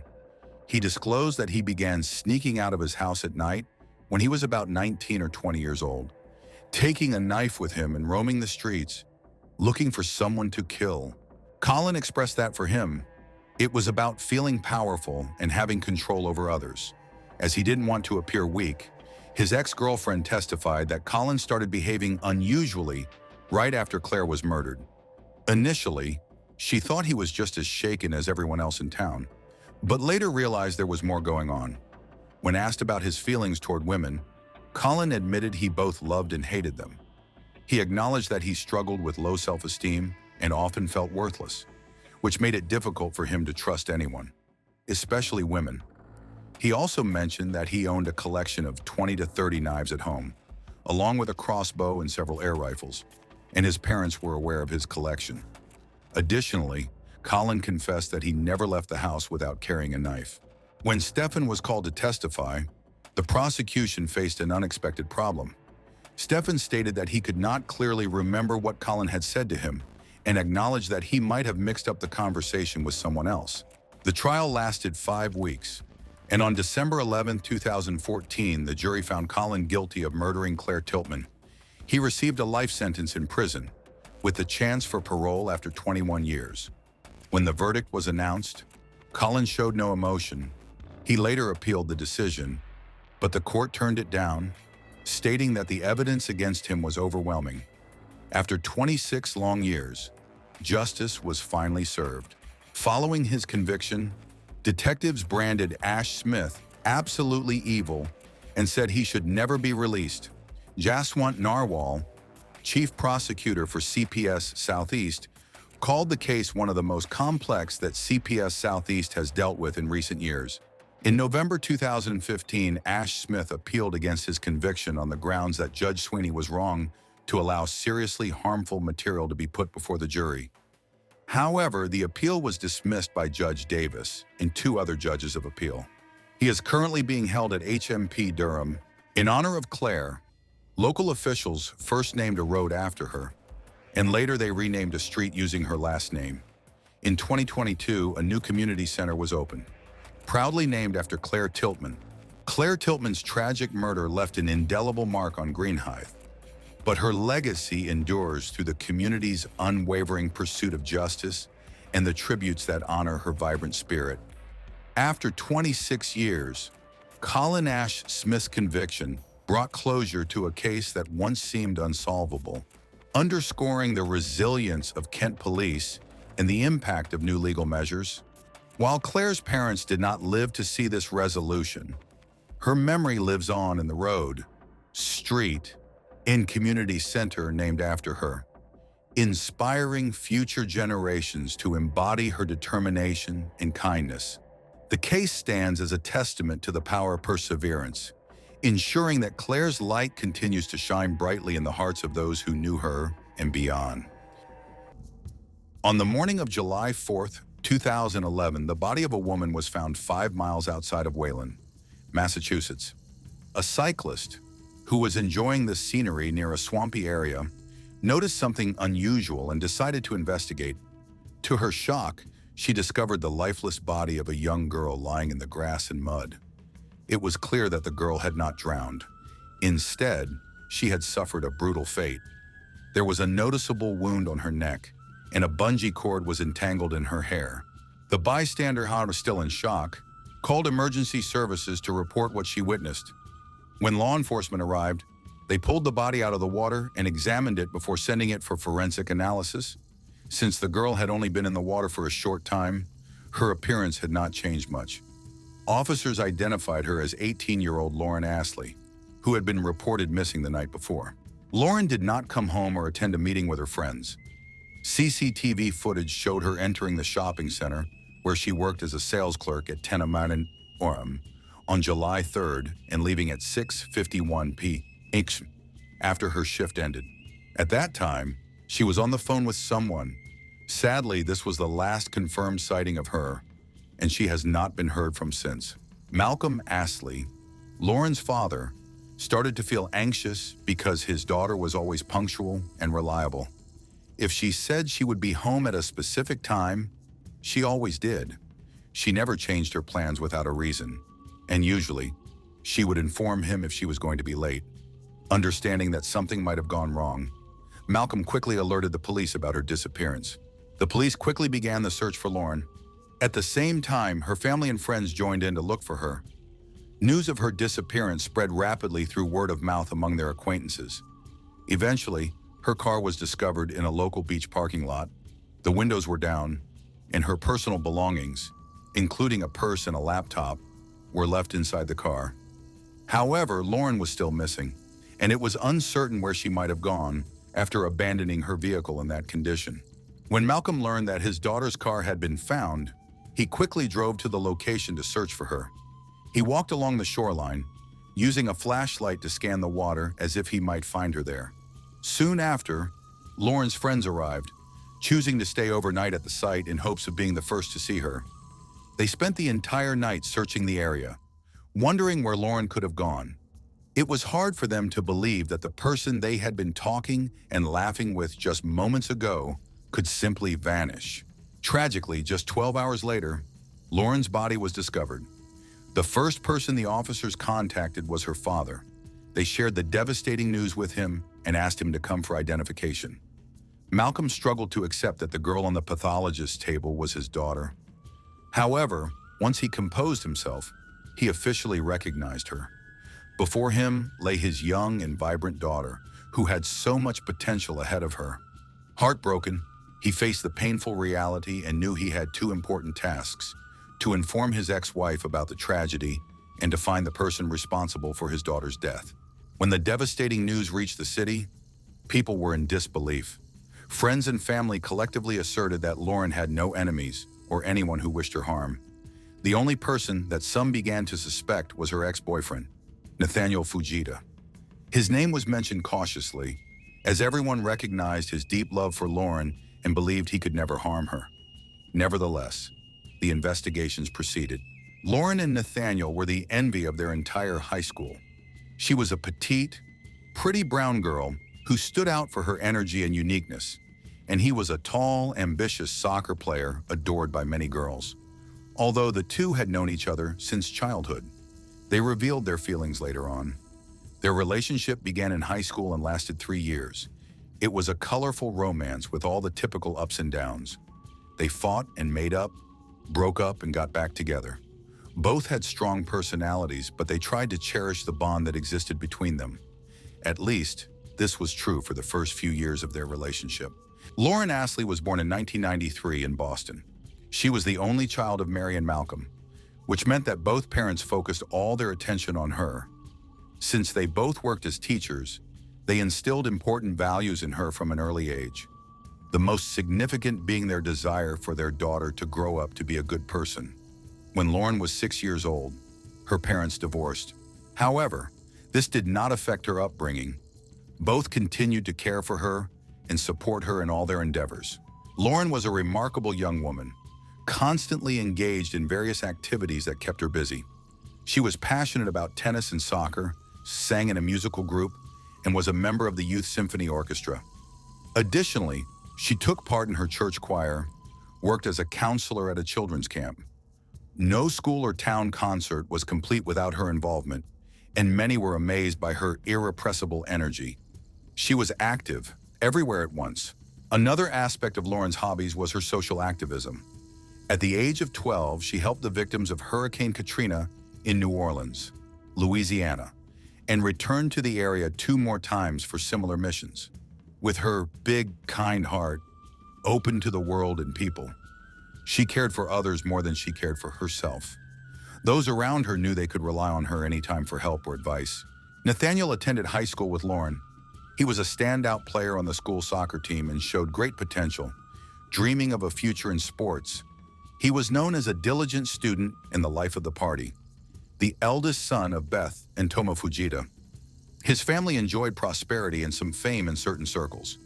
His father was a renowned guitarist and a professor at Berklee College of Music in Boston, and was known for his unconventional approach to life. Interestingly, Nathaniel and Lauren developed a romantic relationship after she interviewed Nathaniel's father for a school project. After that, she began visiting their home more often, and once they stopped hiding their feelings, their parents began to communicate. visit each other. In the beginning, the first 2 years of Nathaniel and Lauren's relationship were wonderful. They were both attractive and their bond attracted a lot of attention. They enjoyed many activities together, going out, playing sports, studying, and more. However, over time, their closeness started to become overwhelming. Nathaniel grew more controlling, refusing to let Lauren go out by herself and becoming jealous over small things. He often imagined threats that didn't exist and wanted all of her attention for himself, leading to frequent arguments. Despite these issues, Lauren never reported any physical abuse. Instead, their relationship turned into an emotional roller coaster. Losing its sense of peace, this instability was uncomfortable for them both. Yet they struggled to regain the happy feelings they once had. As Lauren neared the end of her schooling, she started to consider her future. She made a list of the strengths and weaknesses of her relationship with Nathaniel and realized it was time to part ways. His behavior around her had changed, and her mother had unintentionally influenced her perception of their relationship, projecting her own ideas about a future with Nathaniel onto Lauren. Additionally, the upcoming college enrollment weighed heavily on her decision. Their paths were already separating. Lauren was applying to Elon University in North Carolina, while Nathaniel had received an invitation to play soccer at Trinity College in Connecticut. On April 1st, 2011, which was also her birthday, Lauren made a significant decision. She believed it was the right time to embrace changes and begin anew, as everyone had new relationships and activities to occupy their minds and help alleviate sadness. However, Nathaniel did not feel the same way. He experienced profound feelings of loss and loneliness. His enthusiasm for college had faded. He no longer engaged in practicing or socializing. Instead, he spent his days lying on the couch watching TV. Nathaniel slipped into a deep depression that became overwhelming for him. Everyone noticed that the once active, energetic young man had become withdrawn and depressed. He turned to alcohol and marijuana to escape his reality. It was difficult for Lauren to witness this change and to feel responsible for it. She sought advice from her friends on how to help him, but they all suggested that she should not interfere and instead give him the space to heal alone. They warned that her involvement could be seen as an attempt to fix him, which might make things worse. After graduation, Ashley's kindness and eagerness to help led to unexpected trouble. She and her friends organized a large party for about 150 people, held under a vast dome where everyone danced and had a good time. Nathaniel was among the guests, but he arrived quite drunk. When he saw Lauren dancing in the center of the dance floor, he attempted to talk to her. She politely asked him to leave her alone so he wouldn't ruin the party, explaining that they had already discussed everything before and that she didn't want to engage with him in his current state. Despite her request, he insisted on starting over the conversation. As time went on, Nathaniel's mood worsened, and he grew increasingly aggressive. Eventually, in a fit of anger, he punched a pole supporting the structure, causing it to shake and collapse, which ruined the celebration. The crowd was upset, wanted Nathaniel to leave the party. Later, Lauren approached her mother, crying and revealing that her ex-boyfriend would not leave her alone and was following her everywhere. She explained that at the graduation event, he prevented anyone from dancing with her and acted very badly.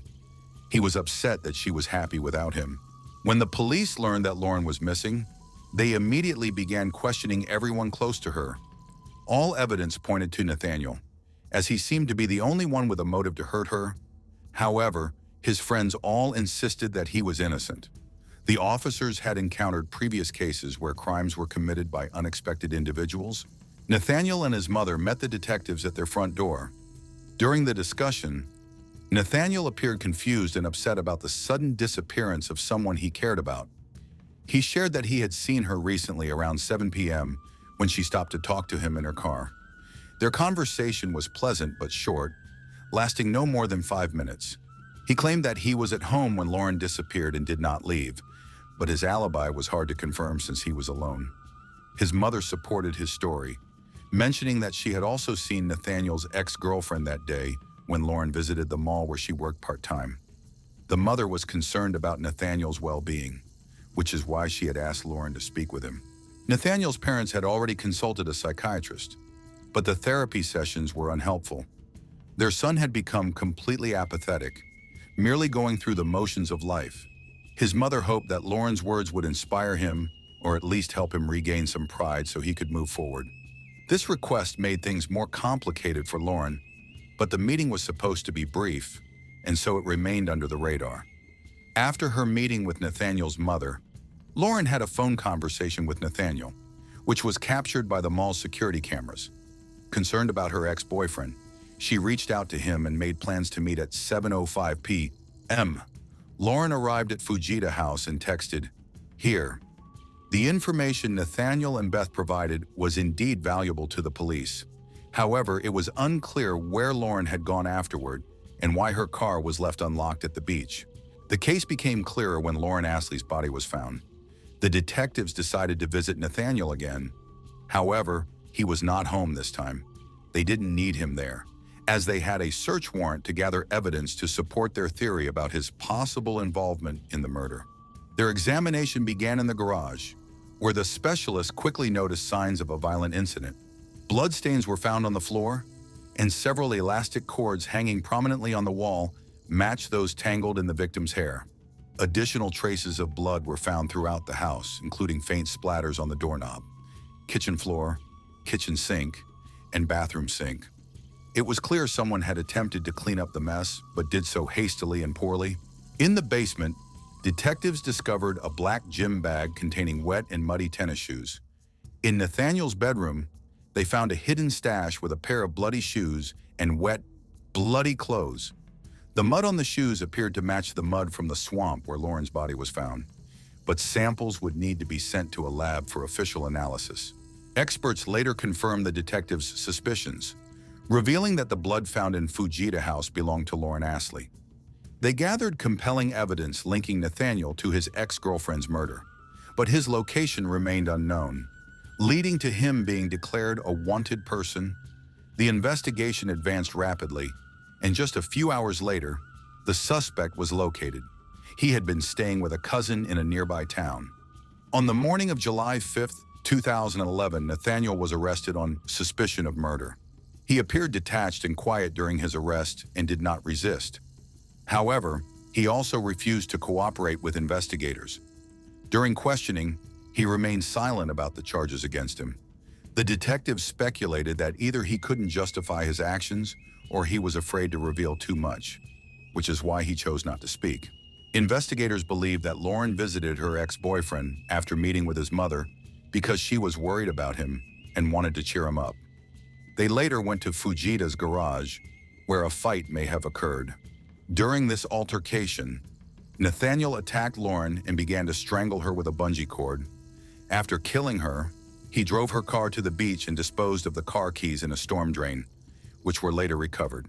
Nathaniel then returned home, loaded Lauren's body into his car, and drove it to a swamp. He attempted to cover up the crime. Although Nathaniel had not been physically violent with Lauren before, he had shown moments of uncontrolled aggression. His actions seemed to be driven by an inability to accept the breakup and feelings of resentment. On August 23, 2011, Nathaniel faced a preliminary hearing where he was charged with first-degree felony assault and battery using a dangerous weapon. When asked if he would plead guilty, he quietly said no. It soon became evident that his lawyers had acted unethically and had established a questionable strategy for his defense. Consequently, the prosecutor requested that the court deny bail for the defendant, and the court approved this request. On February 13, 2013, during the trial, Nathaniel's lawyer, William Sullivan, argued that his client was not mentally competent to stand trial due to insanity. He acknowledged that a murder had occurred, but emphasized that on the evening of July 3, 2011, Nathaniel had a severe episode of clinical depression that led to a psychotic breakdown. This episode impaired his ability to understand his actions during the attack on Lauren. Nathaniel's friends supported the defense's case by describing noticeable changes in his behavior, indicating that he had stopped socializing and lost interest in activities he once loved, like soccer, which he had even practiced despite being sick. Following his breakup with Lauren, it appeared that he transformed dramatically overnight. The psychiatrist who treated Nathaniel also testified at the court hearing. He diagnosed Nathaniel and recommended medication and therapy, but Nathaniel refused both. During the trial, it was proposed that the defendant's mental health issues might have originated from his painful breakup, but were mainly caused by his multiple head injuries from sports. The breakup worsened his condition and led to a severe episode. However, the prosecution disagreed with the defense's claims. Prosecutor Lisa McGovern argued that the defendant was aware of his actions, acted deliberately, and committed the crime for selfish reasons. Nathaniel was found to have been continuously stalking Lauren, causing her distress. On that particular day, just a few hours before her work ended, he showed up at the shopping center and watched her, as confirmed by CCTV footage. Lauren's situation, which arose at his mother's request, gave Nathaniel the chance to act on his criminal intentions. Witness testimonies supported the prosecution's case, and Nathaniel showed no remorse for his actions. An eyewitness saw Nathaniel returning home on the night of the incident with music playing in his car. A cousin also provided damaging information about him. She recalled that on the evening of July 3rd, her brother had called her to hang out, but she was busy and declined. He became very upset, expressing a desire to distract himself, but it seemed that didn't help. The following day, after news of Lauren's death broke, she reached out to him to ask if he was aware of it. He responded that no one would ever find out the truth about her death or the location of the murder weapon. He also acknowledged that he had driven his ex-girlfriend's car to the town beach. Recognizing that Nathaniel was implicated in the situation, his sister urged him to confess. In 2009, after Nathaniel and Lauren break up, an interesting incident occurred. Lauren went to a disco with friends, where a guy showed interest in her.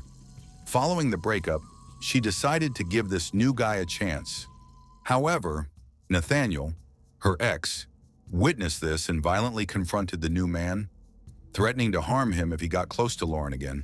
Nathan's jealousy was evident. When he drank alcohol, he became unpredictable and dangerous. This situation revealed Nathaniel's violent tendencies and suggested that he could be a suspect. Additionally, new disturbing details emerged. Lauren's body showed wounds that had been inflicted prior to her death, including evident defensive wounds, which suggested that she had attempted to fight back. A forensic psychiatrist brought in by the prosecution evaluated the defendant's mental state. Unlike the earlier assessment, he concluded that Nathaniel was of sound mind and capable of making rational decisions at the time of the crime. The intense conflict between the prosecution and the defense hinged on whether Nathaniel would be deemed insane. If found insane, his punishment would be significantly less severe. While this wouldn't eliminate the charges against him, it would greatly reduce his level of responsibility. The trial was emotionally charged, as family members from both sides attended. Previously friends, they were now each suffering in their own way. Nathaniel's parents were in tears throughout the trial, struggling to comprehend what had occurred and feeling overwhelming guilt for their son. The burden of his actions weighed heavily on his loved ones. Mary and Malcolm were devastated by the loss of their only daughter.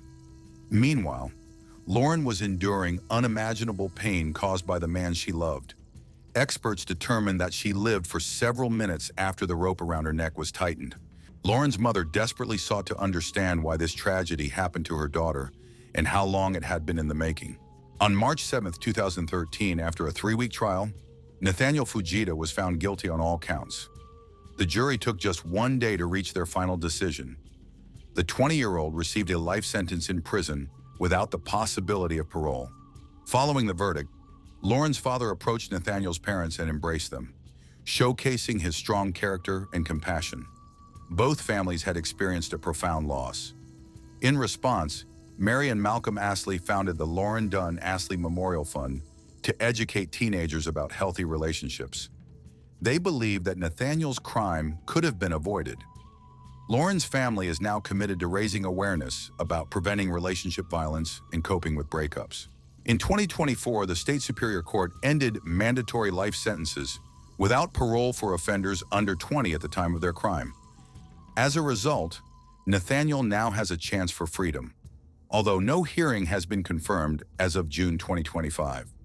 In March 2025, Nathaniel Fujita requested a retrial in the Superior Court, with prosecutors responding, but the outcome has yet to be decided.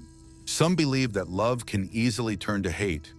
Obsessive love, mixed with jealousy and selfishness, can sometimes lead to irrational actions. The tragic experiences of the Fueta and Ashley families illustrate this point. It was a quiet night in the small town of Matapalo, Guanacaste, but inside one house, a terrible event was unfolding.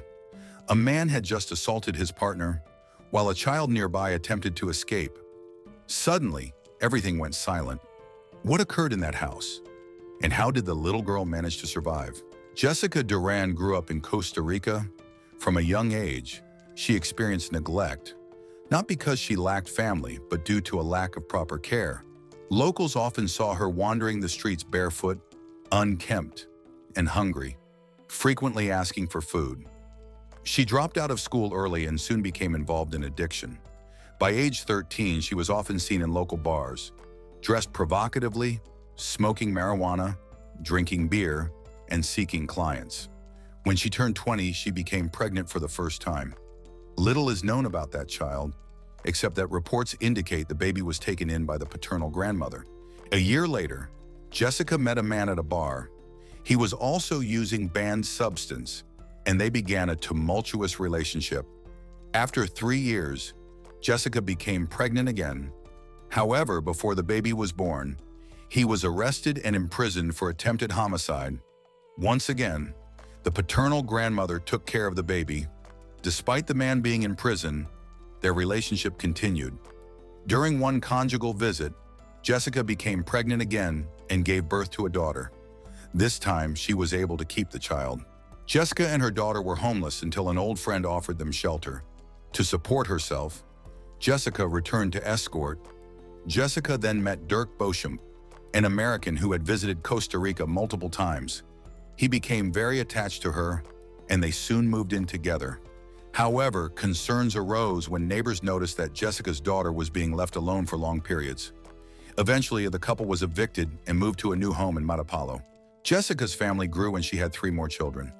Dirk accepted all 4 children, including Jessica's stepdaughter, and gave them his last name, Beauchamp. The community viewed him as a dedicated father, often seen walking his children to school, taking them to music lessons, and spending afternoons with them in the local plaza. However, Jessica had not changed. She continued to struggle with substance use, leading to noticeable drinking and erratic behavior that concerned neighbors. Meanwhile, the grandmother of her second child filed for child support. Jessica ignored the legal notice and was ultimately imprisoned in 2015 at El Buen Pastor, a women's prison in Costa Rica. While she was in jail, Dirk had to care for all 4 children by himself. Those who knew the family said he faced difficulties and sometimes couldn't provide even basic meals. Social workers from the National Child Welfare Agency came to evaluate the family's situation, but Dirk claimed everything was fine, likely out of fear that the authorities would take the children away. While still in prison, Jessica met a man named Michael Adrian Salmeron Silva. After she was released, she returned home not only pregnant with Michael's child, but also with him by her side. This marked the beginning of a new and tumultuous chapter in Jessica's life. She was open about her relationship with Michael, expressing how deeply in love she was with him, despite their shared struggles with addiction. Michael set up a makeshift living space next to the Beauchamp family home and moved freely between both residences, treating them as one.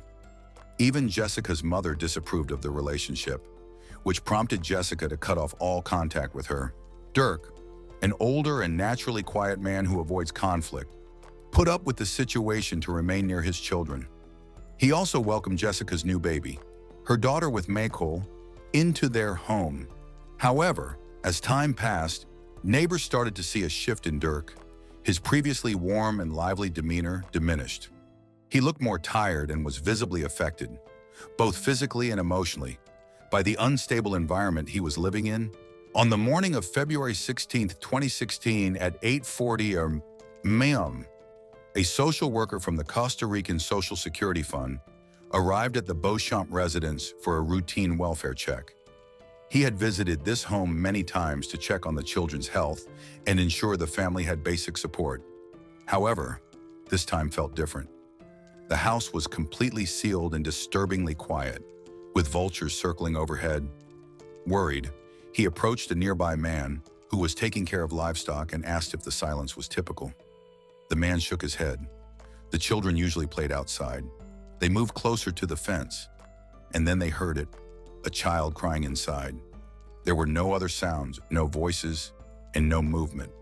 Realizing the urgency of the situation, he quickly called emergency services. When the officers arrived, they heard a child's crying coming from beyond the fence. They shouted, threw stones onto the roof, and tried to get a response from inside, but no one answered. Realizing they couldn't wait any longer, they forced open the outer gate and carefully approached the house. Looking through a window, they saw a young girl crouched on the floor, her clothes dirty. They checked another window, which was swarming with flies, and noticed that her clothing was stained with blood. They used a metal bar to pry open a door, with their weapons ready, unsure if the attacker was still inside. As they moved closer to the child, they saw she had injuries on her head. All she requested was water. They surveyed the area and were horrified to find the mutilated body of an adult male nearby. It was Dirk. The officers moved further into the house. In the first bedroom, they found two bodies under a blood-stained sheet, Jessica and her 6-year-old daughter, both lying in a pool of blood. Disturbed, the officers stepped back and headed to the back of the house, where they heard a baby's cries. In a separate room, they discovered a 6-month-old infant lying alone on a bed. Fortunately, she seemed unharmed. Even though they feared the attacker might still be inside, they continued their investigation. In the bathroom, they found the body of the oldest daughter. She was partially undressed and had multiple injuries. There was still one last room to check. Inside, there was more blood, with streaks and splatters leading to an adjacent bathroom. There, they found a boy's body. The house was silent now. No one else was there. The officers radioed their station to report the tragic scene. The little girl, who had been asking for water, finally received a drink. She attempted to sit up, but her injuries made it very difficult for her to move. First responders advised her to stay still, as they understood her injuries were likely more serious than they looked. While authorities gathered evidence and removed bodies from the Beauchamp home, the two young survivors of the tragic event were quickly taken to the hospital. The 4-year-old girl was in critical condition, barely conscious, and had multiple stab wounds to her chest, abdomen, arms, and head. Her 6-month-old sister was stable but severely dehydrated, having gone nearly 48 hours without food or water. Both girls were then transferred to the National Children's Hospital in San Jose for additional treatment. A year later, the police officer who responded to the scene reflected on the experience. There had been signs of trouble before. Jessica had filed a domestic violence complaint against her partner, Michael. Given the chaotic situation at home, Michael, who is 24 years old, became the main suspect in a case involving 5 murders. The bodies were found on February 16th, but forensic evidence indicated that the murders happened 2 days earlier, on the night of February 14th, Valentine's Day. Investigators quickly started to trace Michael's steps. Security footage from a store about 700 meters from his home showed that he visited 3 times that night, purchasing beer, soft drinks, cigarettes, and a phone card. Knowing that Michael could potentially escape the country, Costa Rican authorities issued an international arrest warrant the following day. Michael had a prior history of aggravated theft in Costa Rica. With an extradition request now in place, the search for him intensified. Within 48 hours, Nicaraguan authorities confirmed his arrest. While officials initially credited police efforts for the capture, Michael's father later disclosed that he was the one who turned him in. He claimed that Michael admitted to killing Jessica and the children out of jealousy, while under the influence of banned substance and alcohol. Despite his father's assertions of remorse, Michael did not display any emotion in the days after his arrest. When he was presented to the media, he appeared emotionless, maintaining a cold demeanor and showing no signs of regret. Michael was detained at the prison in Nicaragua as he awaited his trial. On March 30th, a pretrial hearing took place, attended by Costa Rican officials. The highlight of this hearing was the expected testimony from Jessica's daughter, the living witness to the massacre, who is only 4 years old. She connected through video from the Children's Hospital in Costa Rica, along with a judge and a psychologist. During her testimony, she clearly identified Michael as the person responsible for the attacks. She recounted how he first stabbed her mother, followed by Dirk, and then her siblings. She described the violent events in disturbing detail, even specifying the body parts where each family member had been injured. Throughout this, Michael remained completely still.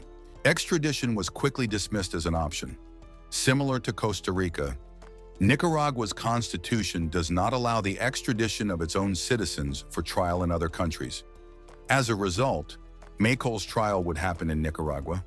Costa Rican officials began sending all relevant evidence, witness statements, and investigative documents to their Nicaraguan counterparts to facilitate the legal process.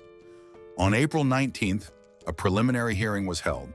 The prosecutor presented the charges in distressing detail: 5 counts of murder, 1 count of attempted murder, 1 count of aggravated abuse, and 1 count of endangering a person's safety. On the night of February 14th, the official report states that Michael entered the bedroom where Jessica was sleeping next to her 6-year-old daughter. He was armed with a kitchen knife and stabbed Jessica twice, once in the collarbone and once in the chest. As Jessica fell, the girl tried to help her mother but was attacked by Michael, who stabbed her 5 times in the back. Michael then turned his focus to Dirk, hearing the screams. Dirk grabbed a second kitchen knife to protect his family. However, he could not compete with Michael, who was younger, stronger, and fueled by something evil. Dirk initially sustained minor injuries, but then Michael struck with deadly accuracy. He stabbed Dirk in the left arm, made deep cuts to his neck and side of his head, and delivered 8 brutal blows to his back, another 8 to his chest. In total, Dirk suffered 19 stab wounds that led to his death. Michael's violent rampage turned into a horrific nightmare. He targeted 8-year-old Jessica's son, who tried to escape to his bedroom but was cornered. In a desperate attempt to protect himself, the boy was slashed on the hand. Though he made it to the bathroom, Michael continued to attack, stabbing him 3 times in the back, 7 times in the chest, hitting his lungs and heart. Next, he turned his attention to 12-year-old another girl, who was hiding in a locked room. Michael broke in and stabbed her 3 times in the back before abusing her. The brutality escalated as he struck her 9 times in the head and 5 times in the chest. Afterward, he dragged her body to the bathroom, placed it in the shower, and attempted to wash away the blood. The violence persisted. 4-year-old the girl was hiding behind a door in another room. When Michael discovered her, he pulled her by the hair and slammed her against the wall. Then he used a knife, cutting her head, neck, body, and arms. The child lost consciousness, and Michael thought she was dead. He only spared 1 child, 6-month-old. The baby has been his biological daughter, which could explain why she was not harmed. As the prosecutors recounted the events in court, the atmosphere was filled with disbelief and sorrow.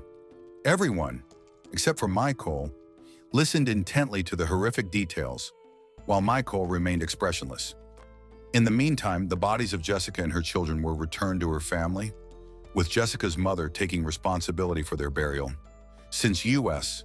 authorities could not find any relatives for Dirk, he was buried next to Jessica and her children with her family's permission. The 4-year-old girl faced a challenging path to recovery. A stab wound to her skull had left her partially paralyzed on the left side of her body. She was hospitalized for 3 months, and doctors were hopeful about her physical recovery. However, the emotional scars ran much deeper. She had witnessed her family's brutal murder, endured her own vicious attack, and spent 2 days at the scene before being rescued. The hospital staff affectionately called her the little champion as she gradually began to regain her smile and mobility. Like her younger sister, she was placed in a caring, temporary home. Authorities began looking into adoption options, considering keeping the sisters together. Jessica's mother sought custody of the girls, but ultimately, In 2018, Costa Rica's Child Welfare Agency decided that separate adoptions would be in the girl's best interests. They concluded that none of Jessica's family members were equipped to address the girl's complex emotional needs. Given Jessica's own difficult upbringing, officials believed they were making the safest choice for their future. The girl's former home, where the massacre occurred, became a grim landmark. It stood silently, serving as a painful reminder of the tragedy. Locals shared stories of strange occurrences there, including sightings of the family's spirits near the site. Meanwhile, legal proceedings for Michael were moving forward. On June 10, 2016, a special hearing took place where he admitted to the killings. His defense team requested lighter sentences in exchange for his confession, but prosecutors sought the maximum penalties: 25 years for Jessica's femicide, 30 years for Dirk's murder, 15 years for the girl's abuse, plus 30 years for her murder, 30 years for the boy's murder, 30 years for the girl's murder, 20 years for the attempted murder of the girl, and 3 years for abandoning infant. In total, they requested a sentence of 183 years. On July 16, 2017, more than a year after the tragic massacre, justice was served when Nicaraguan judge sentenced Michael Adrian Salmeron Silva to 183 years in prison, meeting the prosecution's request. For the first time, Michael reacted by bowing his head and tapping his fingers on the table, likely contemplating the lengthy prison term ahead. However, under Nicaraguan law, the maximum prison sentence is 30 years, which means Michael could be released at the age of 55 unless laws change. The town of Matapalo will always remember the children who once filled their plaza with laughter, music, and kindness. Dirk, the American father, sacrificed everything to protect the children he loved and died alongside them. Following the tragedy, a debate emerged over who was responsible. Was it solely Michael, the decisions made by Jessica, the impact of banned substance and alcohol, or a broader cycle of neglect and violence that spiraled out of control? The Missouri community believes that Christianity involves more than just having the right beliefs about God. They emphasize the importance of inner devotion, moral growth, and genuine repentance. They meet at home, hold educational gatherings. The Missouri are committed to following biblical principles, which include loving one's enemies and rejecting all forms of violence. This is the kind of environment Jeffrey David Borlase was raised in. In his youth, he got a summer job at the water park in Missouri. On his very first day at work, Jeffrey met a charming girl who, like him, wanted to earn a few dollars during the school holidays. Her name was Tanya May. Jeffrey was smitten. His heart told him that he had met the one with whom he would spend his whole life. Tanya was born on September 13, 1974. She was raised in a family where Christian values were paramount, patient, indulgent, and selfless. Tanya saw in Jeffrey her other half, a wonderful husband, and a loving father. Everything happened as they hoped. They got married. Inspired by love and hope, they created a strong family. Then, 4 children were born. True to their beliefs, Jeffrey and Tanya decided to take in 4 more boys from an orphanage to raise, making a total of 8 children: Taylor, Kaya, Alexis, Meseret, Tristan, Eli, Stephen, and Meliku Borlase. As time went by, the kids grew up. Their daughter, Taylor, despite the age difference, was very close to her brothers, with whom she loved to play pranks. They also shared common interests. The children were involved in sports and music. This continued until 2015, when Taylor did not finish high school and did not move to Boone to attend Appalachian State University. However, whenever the opportunity arose, the girl visited her relatives. Meanwhile, Tristan grew up like any other child. Sometimes he got annoyed with his parents, for example, when he was not allowed to use a cell phone or social media until a certain age. He was also forbidden to date girls until he graduated from high school. Overall, all the children in the family, regardless of whether they were born in marriage or adopted, grew up in a harmonious atmosphere and were not deprived of love or affection. Their loving mother closely monitored the internal order of relations between brothers and sisters, prayed frequently, and did good deeds. There was one incident that will forever remain in Robin's moth memory: Tanya's compassionate mother. Her daughter sold her expensive wedding ring and replaced it with a cheap one to help build houses for residents of Haiti affected by the hurricane in December 2017. Pleasant changes occurred in the life of the family as Jeffrey, his wife, and children moved to a new house in Watauga County, North Carolina. The new house was more spacious, had a larger lot, and was located just under 2 miles from Robin. This would be very convenient, especially when help was needed with babysitting. Around the same time, Tristan, who was in high school, started to participate in track and field. Alexis and Kaya worked as counselors at summer camps. At first glance, it might seem that the Borlase household never had any problems or troubles, but this was not the case. Over time, Tristan's behavior began to raise concerns. By 2019, while in high school, he started having difficulties understanding some school subjects, and these challenges only increased day by day. In addition, sometimes the boy behaved inappropriately. Although by that time he had everything, he constantly argued with his parents about his own mobile phone and access to social media. Tristan spent a lot of time on his Instagram account. The eldest of the Borlase children, Taylor, was always interested in the lives of her brothers and sisters and noticed that Tristan often quarreled with their parents. She also learned about his other problems.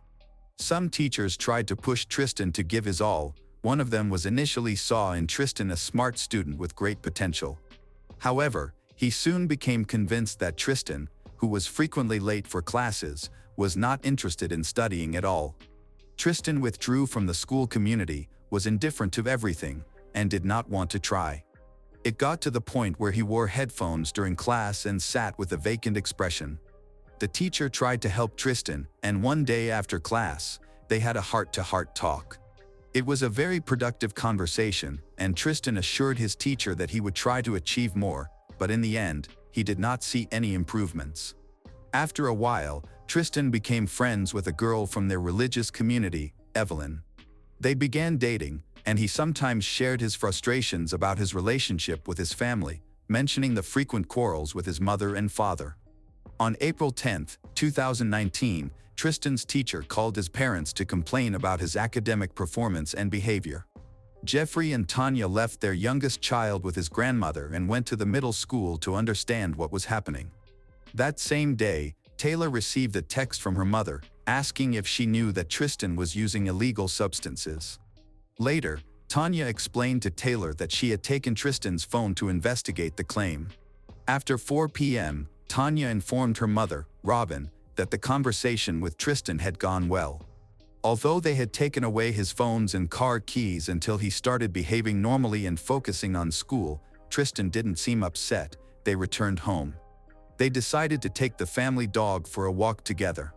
Before that, Jeffrey headed to his van while Tanya went into the house.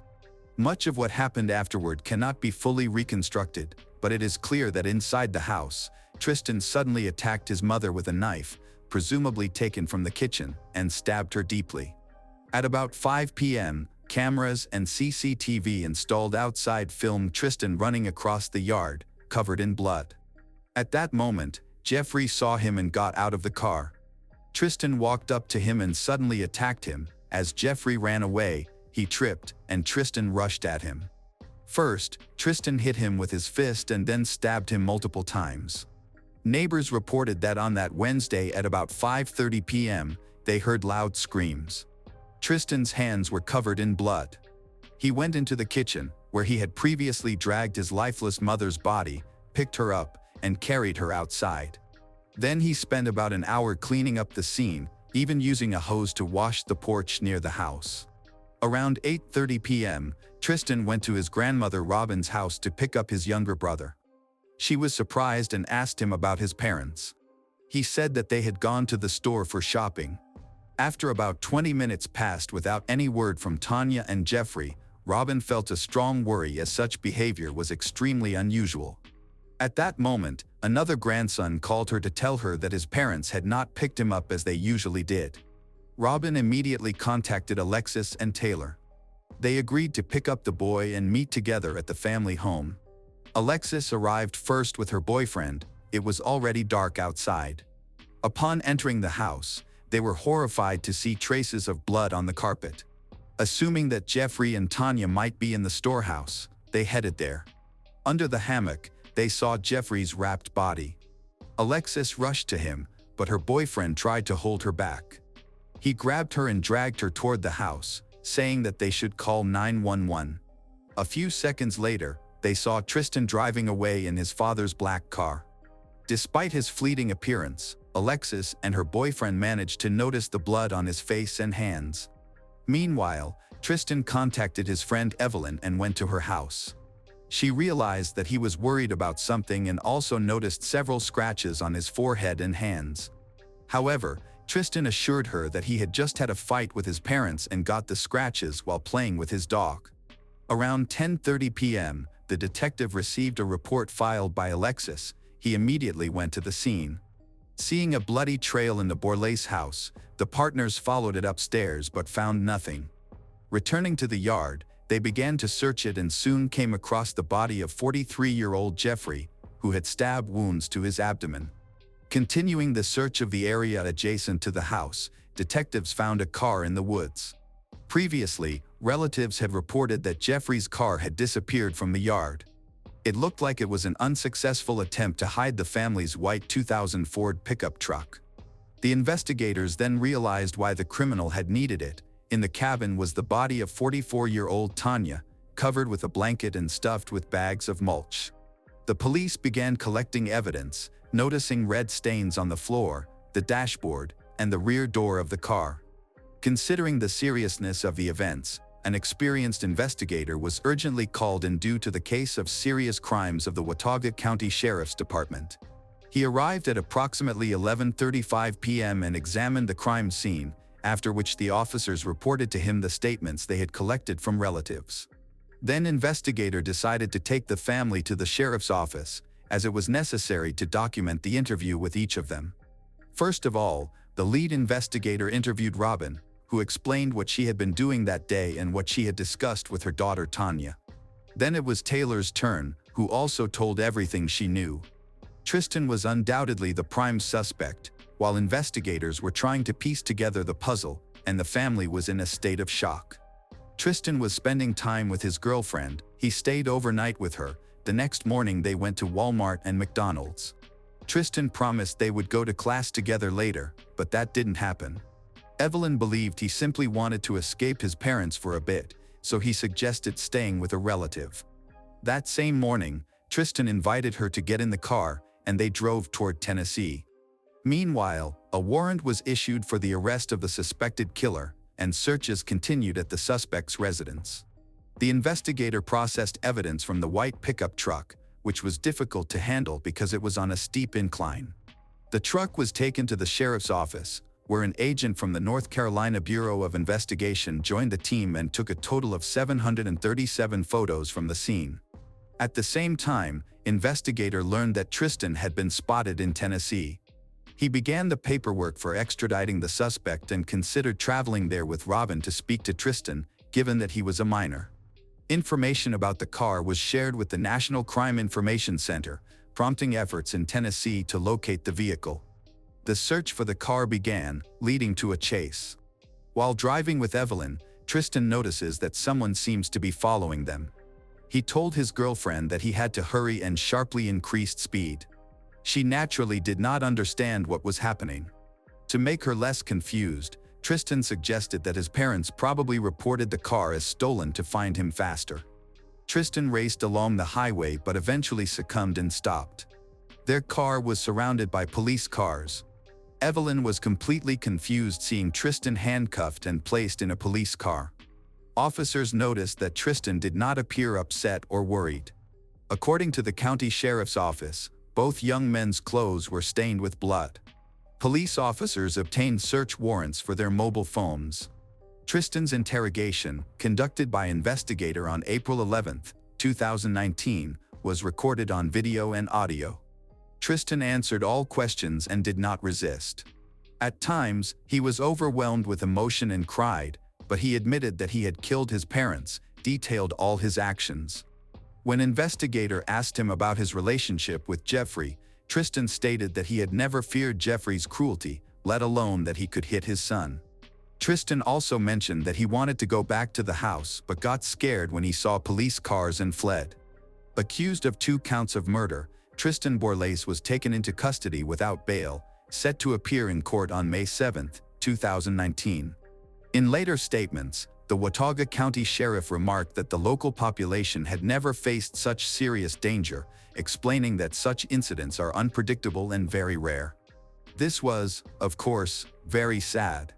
Speaking to local media, the district attorney thanked everyone for their joint efforts, stating that the high level of dedication shown during the investigation and the search for the truth should inspire society. The autopsy report on Tanya's body indicated that she had been stabbed several times, including in the left chest, back, and arm. She had received multiple stab wounds to her left arm, likely caused by defensive actions.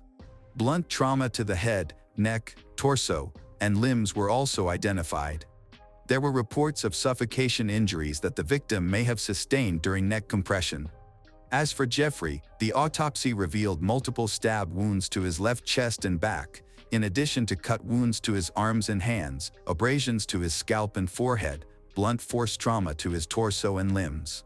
Jeffrey and Tanya's funeral took place on April 17, 2019, at the Alliance Bible Fellowship.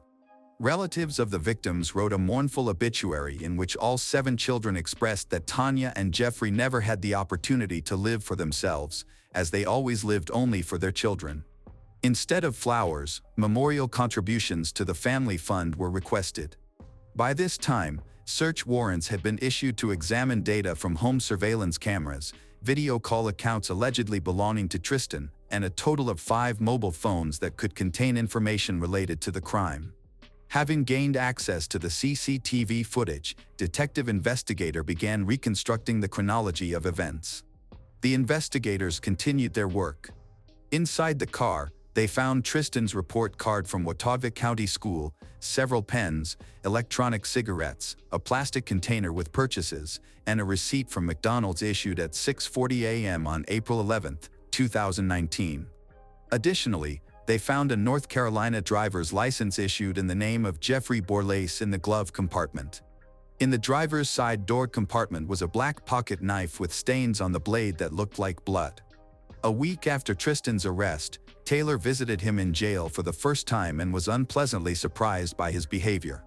Tristan was not only unrepentant but also tried to blame others for what happened. He was convinced that sooner or later he would regain his freedom. Taylor felt disgusted, turned around, and left. Her second visit was on May 11th, on the occasion of Tristan's birthday. This time, she brought Robin. However, this meeting was almost indistinguishable from the previous one. For Taylor, such behavior was unacceptable, especially considering that their parents had died tragically, and she was now responsible for taking care of her orphaned brothers and sisters. After 3 weeks, the neighbors decided to help the Borlase children, organized a fundraising campaign to cover the costs of maintaining the property, food, gasoline, car insurance, and clothes. During this time, Tristan had phone conversations from the prison cell, where he insisted on a new version of events. According to him, his mother first attacked him from behind while he was sitting at the table doing his homework. The trial of Tristan began on February 16, 2022. His lawyer stated that his client was responsible for murder, but not for the charge of first-degree murder. The prosecution, Assistant District Attorney Jasmine McKinney, told jurors that despite being a very large family with children who were not always well-behaved, they never lacked love. Testimonies were heard from 5 witnesses, 2 of whom were law enforcement officers, and 3 were relatives of the victims, including Robin, Taylor, and Alexis. On February 17th, the jury was presented with diagrams of the crime scene, obtained from photographic work. Also on this day, Evelyn testified. On February 20th, during the 4th day of the trial, 3 witnesses were questioned. On the 5th day, a pathologist shared her findings, although Tristan's defense objected to the display of post-mortem photographs of Jeffrey and Tanya. The judge allowed the images to be shown, ensuring that they were not extreme, pointless, or used solely to incite passion. Using post-mortem diagrams and autopsy footage taken by an experienced photographer, the pathologist noted that both deceased individuals had small abrasions on their palms and forearms, indicating they were trying to defend themselves from the weapon used by the criminal. Jeffrey and Tanya attempted to shield themselves with their hands when they were attacked, but unfortunately, it was to no avail.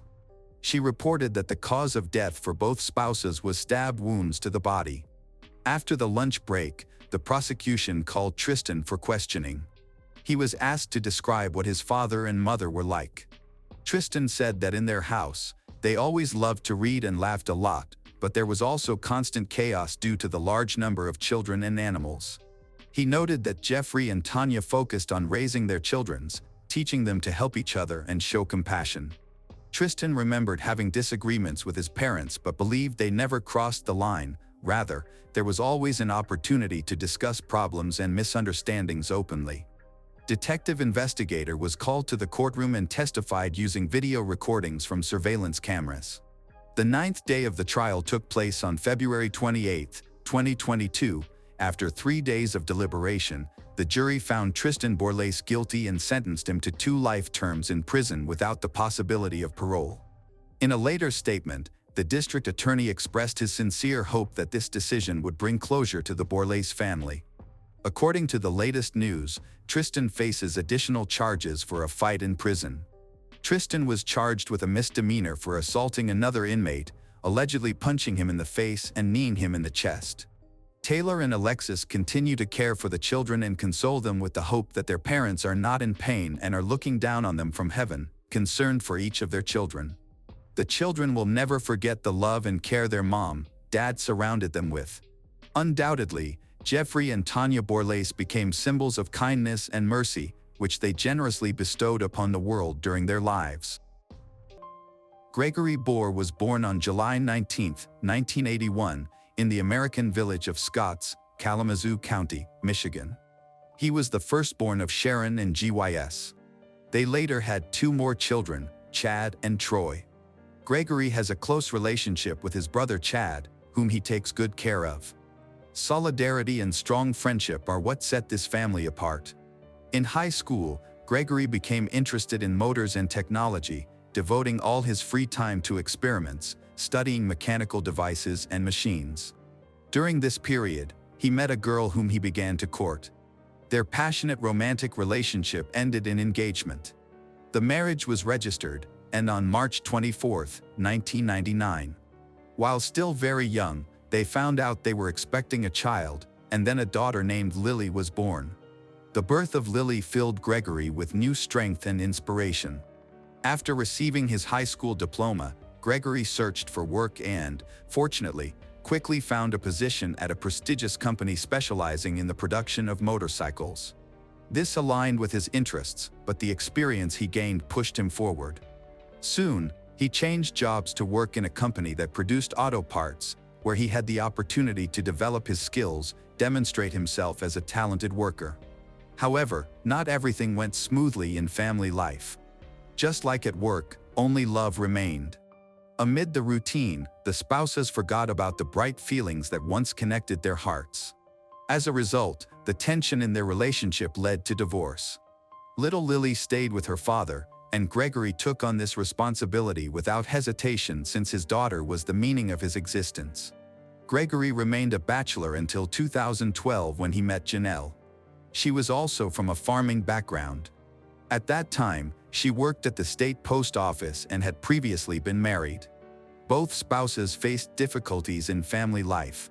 Initially, these problems seemed insignificant, but over time, they worsened. Ultimately, Janelle accused her husband of violence and abuse, pointing out injuries in the eye area.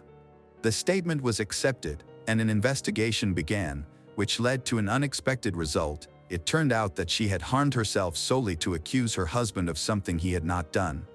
Upon meeting, Janelle and Gregory discovered that, in addition to mutual attraction, they shared common interests, the most significant of which was a love for firearms. Very soon, their trips to the shooting range became one of their favorite activities.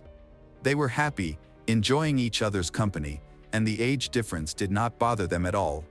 Gregory introduced his loved ones to Janelle and made plans for their future together. Nevertheless, as the relationship progressed, his relatives noticed some unpleasant changes. Gregory began to distance himself from his family, while Janelle made no effort to strengthen his ties with his loved ones. In 2012, without warning anyone and maintaining strict confidentiality, they got married in Las Vegas. Following that, they moved with Lily to a house on South 36th Street, Pavilion Township, near Scotts. The spacious basement allowed them to convert it into a room for storing collectible weapons and ammunition. Thanks to the large plot of land next to the house, they could train without going to the shooting range. That same year, their son Jason was born. For Gregory, family was the main priority, and he tried to spend as much time as possible with his children. He was especially proud of Lily as he watched her grow into a responsible and self-confident young girl. After a long time in the auto parts industry, Gregory felt the need for a change and moved to the pharmaceutical industry.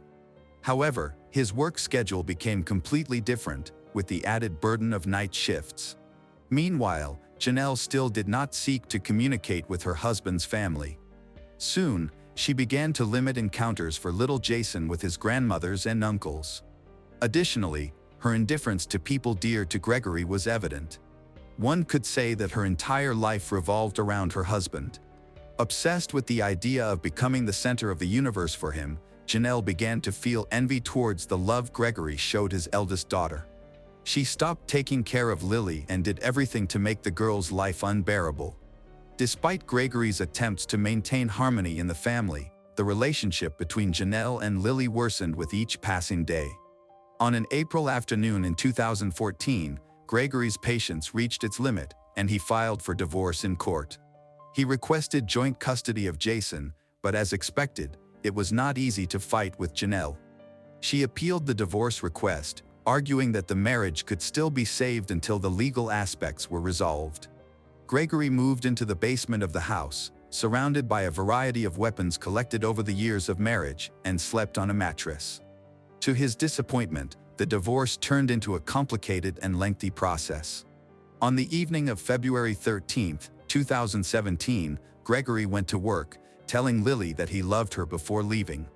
The next morning, when his shift ended, he returned home, went down to the basement, and lay down to rest. Around noon, Janelle also came home and, taking advantage of her husband's deep sleep, attacked him with a .40 caliber pistol. Gregory died on the spot. No sooner had she pulled the trigger than she began a series of actions that, in her opinion, should have helped her avoid responsibility. In particular, she attacked herself in the arm and then called 911 to report what had happened in their home. The Kalamazoo County Sheriff's Office responded immediately. When a group of officers arrived on the scene, Janelle was already standing outside, clutching her bloody arm. Officer Warren Meisner was among the first to arrive. Along with other police officers, he entered the house and took several photographs. After that, both Janelle and Warren were taken by ambulance to a nearby hospital. During the trip, she told Warren what had happened. According to her, when she came home on her lunch break, she decided to talk to Gregory again about the upcoming divorce. Janelle begged Gregory to reconsider his decision. She then claimed that her lawyer was already aware of Gregory's physical and emotional abuse toward her and Jason. Losing his temper, her husband grabbed his gun and fired several times. When Janelle finished her story, Sergeant Warren looked at her thoughtfully, noticing that she had been speaking with striking calmness. The next day, while in the hospital, Janelle testified again, providing more details. This time, she was listened to not only by the warden but also by another officer.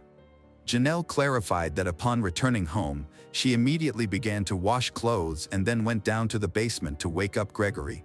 In this new version of her story, she added that during their argument, at one point, he turned toward the rack, took a .45 caliber weapon from the shelf, and fired 2 or 3 attacks into the room without a specific target. Janelle decided that he had finally let loose all his rage and felt relief. However, Gregory pulled out a second weapon, looked into her eyes, and at that same moment, Janelle felt a strong blow to the chest. She fell, hit her head, and lost consciousness. When she came to, she saw Gregory lying lifeless, covered with a blanket, with a weapon in his right hand. Janelle also told the agents about the difficult divorce process and reinforced her story with lies, claiming that Gregory had threatened her and hinted that he would take his own life. Initially, this version of events seemed quite logical for the damage, but one of her gestures made him doubt her credibility. Later, Warren told his colleague that he felt she was trying with all her might to convince him of the truth of her story.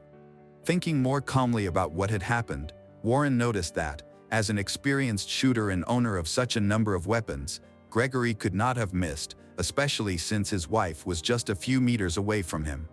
The relatives of Gregory also pondered this oddity.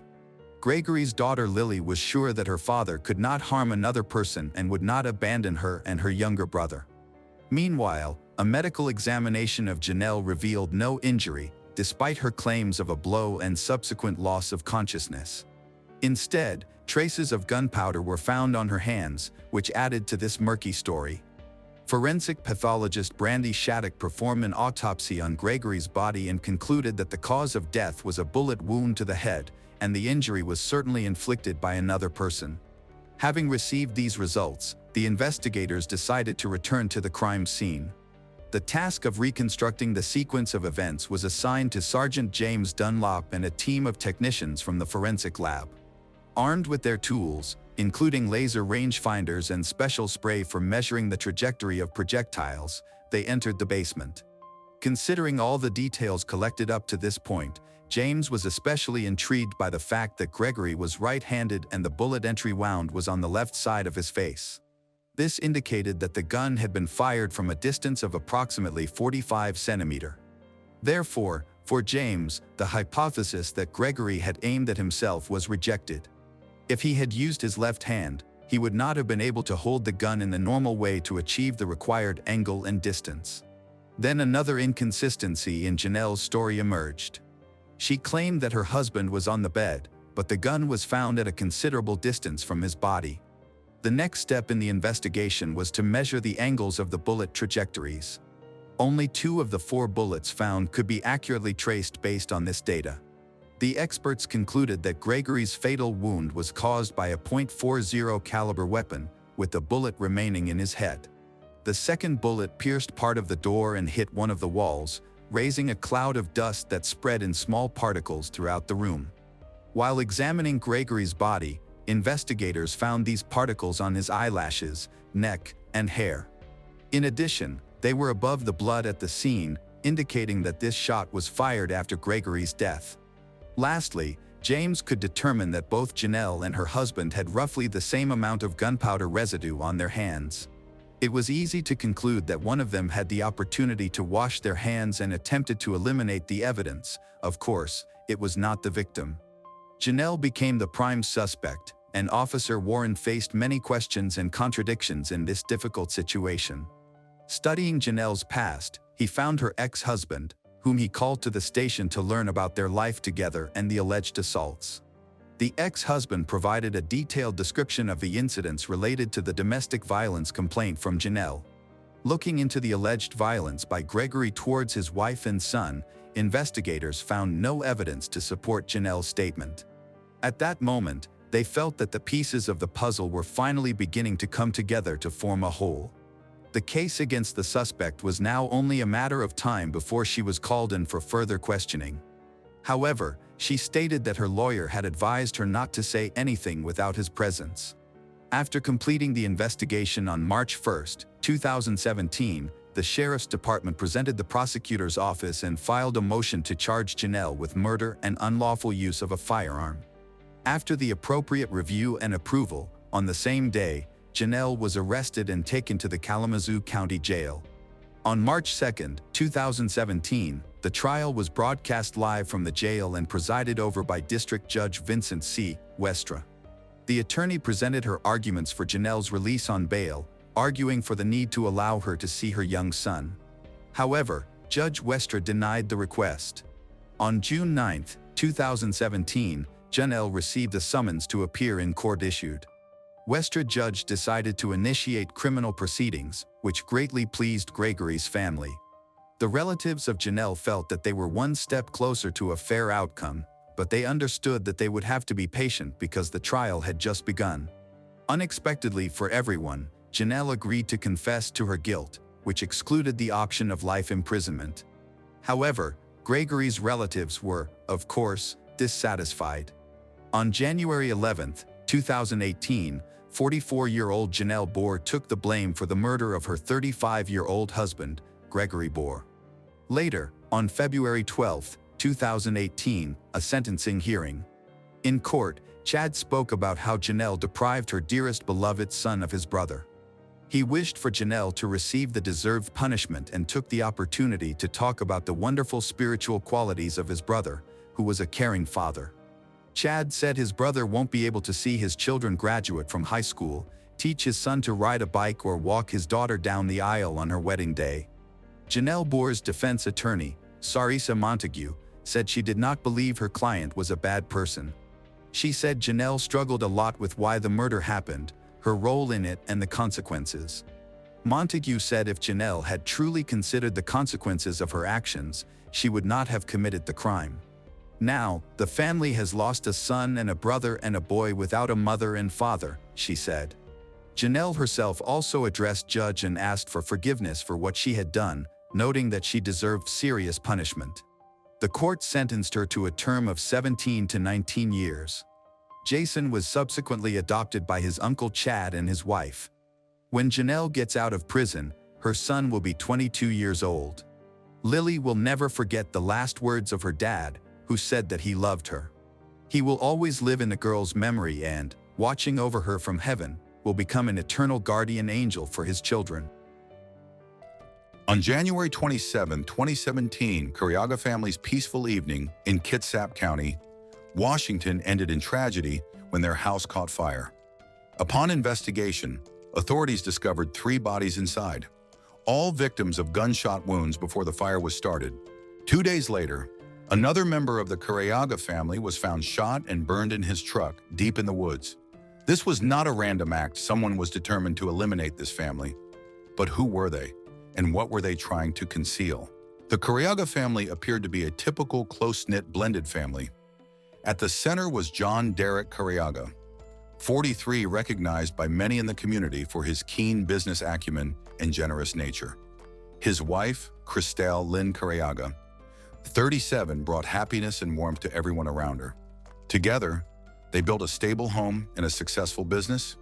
John and Christelle married in 2009, each bringing a son from previous relationships into their new family. 16-year-olds Jonathan Higgins and Hunter Schaap brought laughter, energy, and a touch of typical teenage chaos to their home. They were very close, almost like brothers. Outside of their home, the Cariagas were doing well.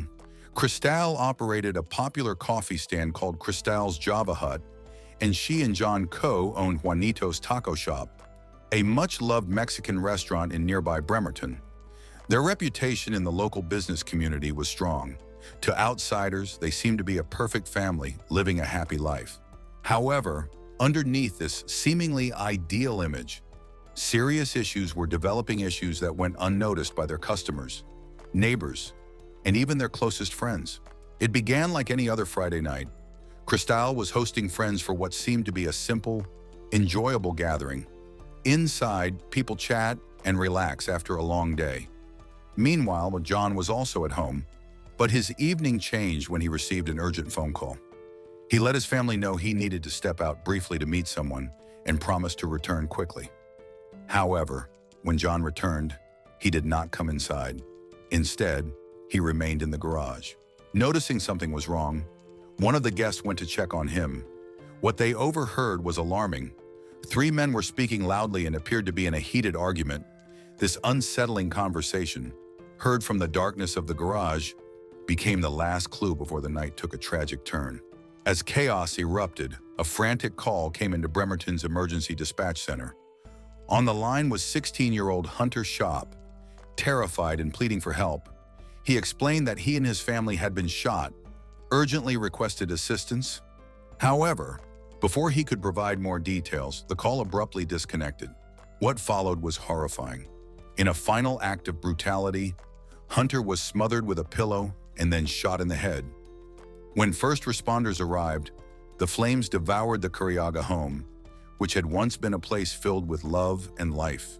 Inside, they discovered the bodies of Cristale, Hunter, Jonathan, 3 lives extinguished in an instant.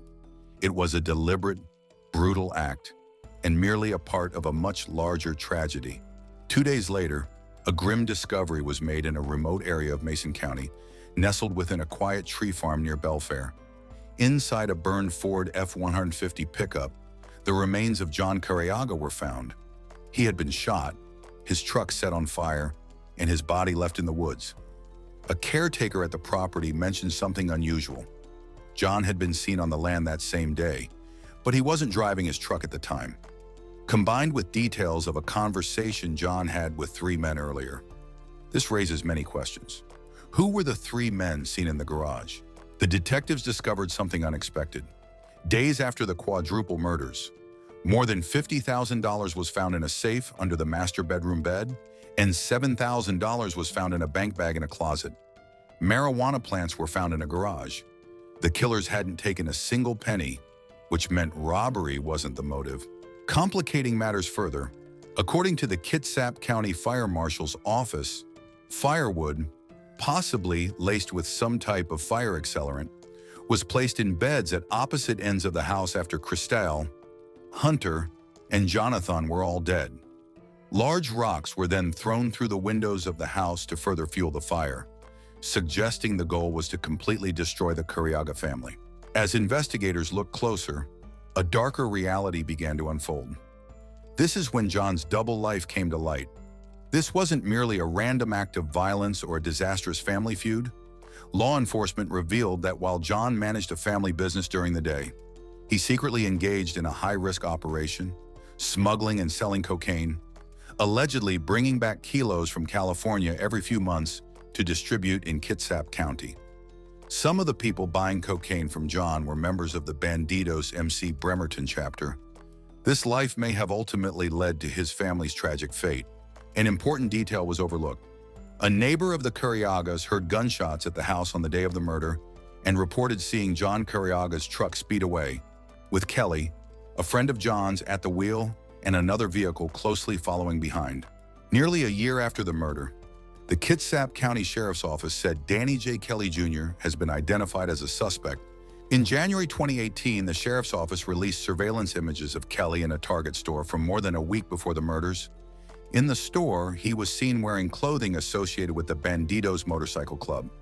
In January 2020, FBI detectives and agents announced that Kelly and associates of the Bandidos Motorcycle Club were directly involved in the Cariaga family murders.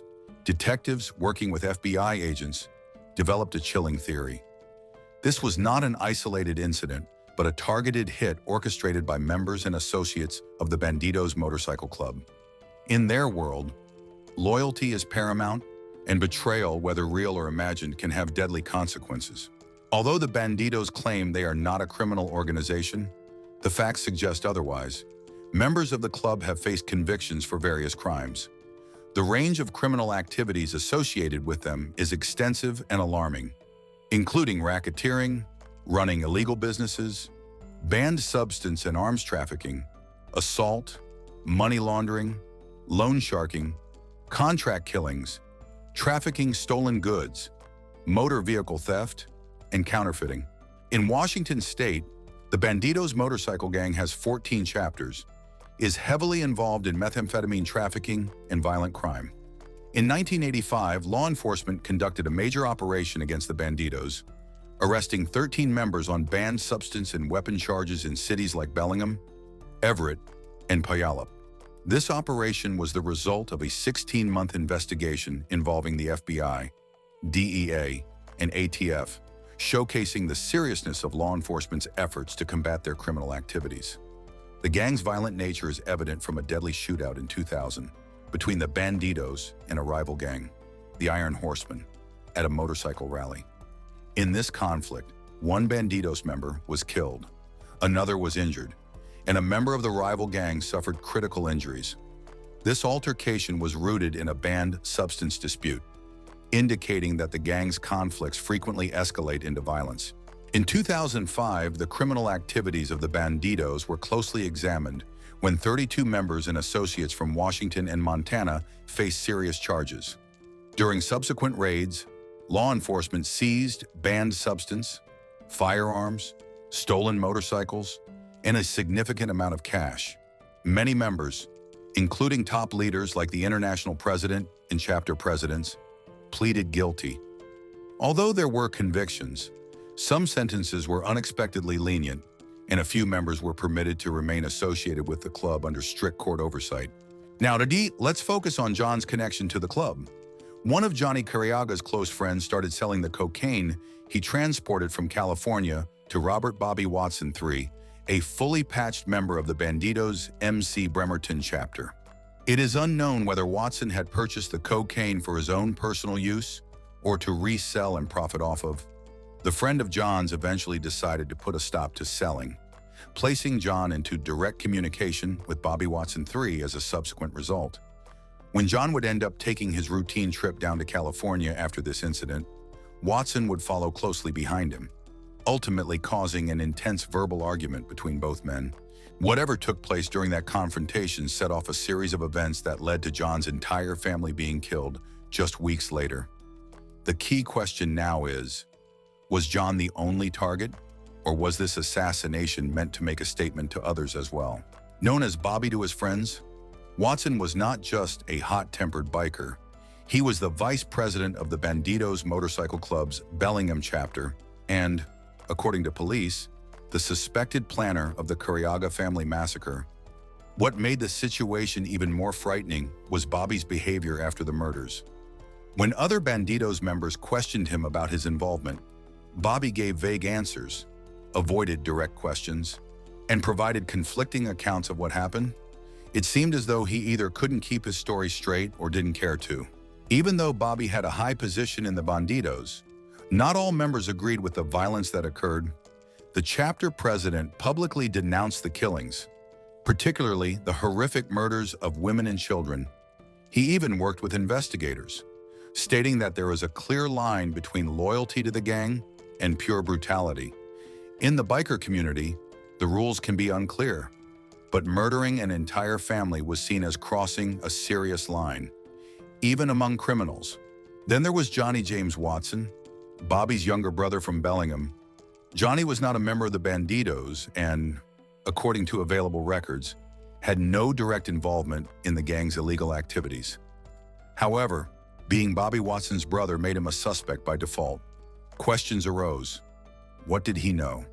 What had he heard? And most importantly, what part, if any, did he play in these events? One of the most heartbreaking aspects of this story involves Danny J. Kelly Jr. Although Kelly was not an official member of the Bandidos, he was very much involved. As a hang-around, he was seen as a prospective member eager to earn his place in the group, with Bobby Watson being his connection to the inner circle. Kelly often wore Bandidos supporter gear and openly expressed his ambitions.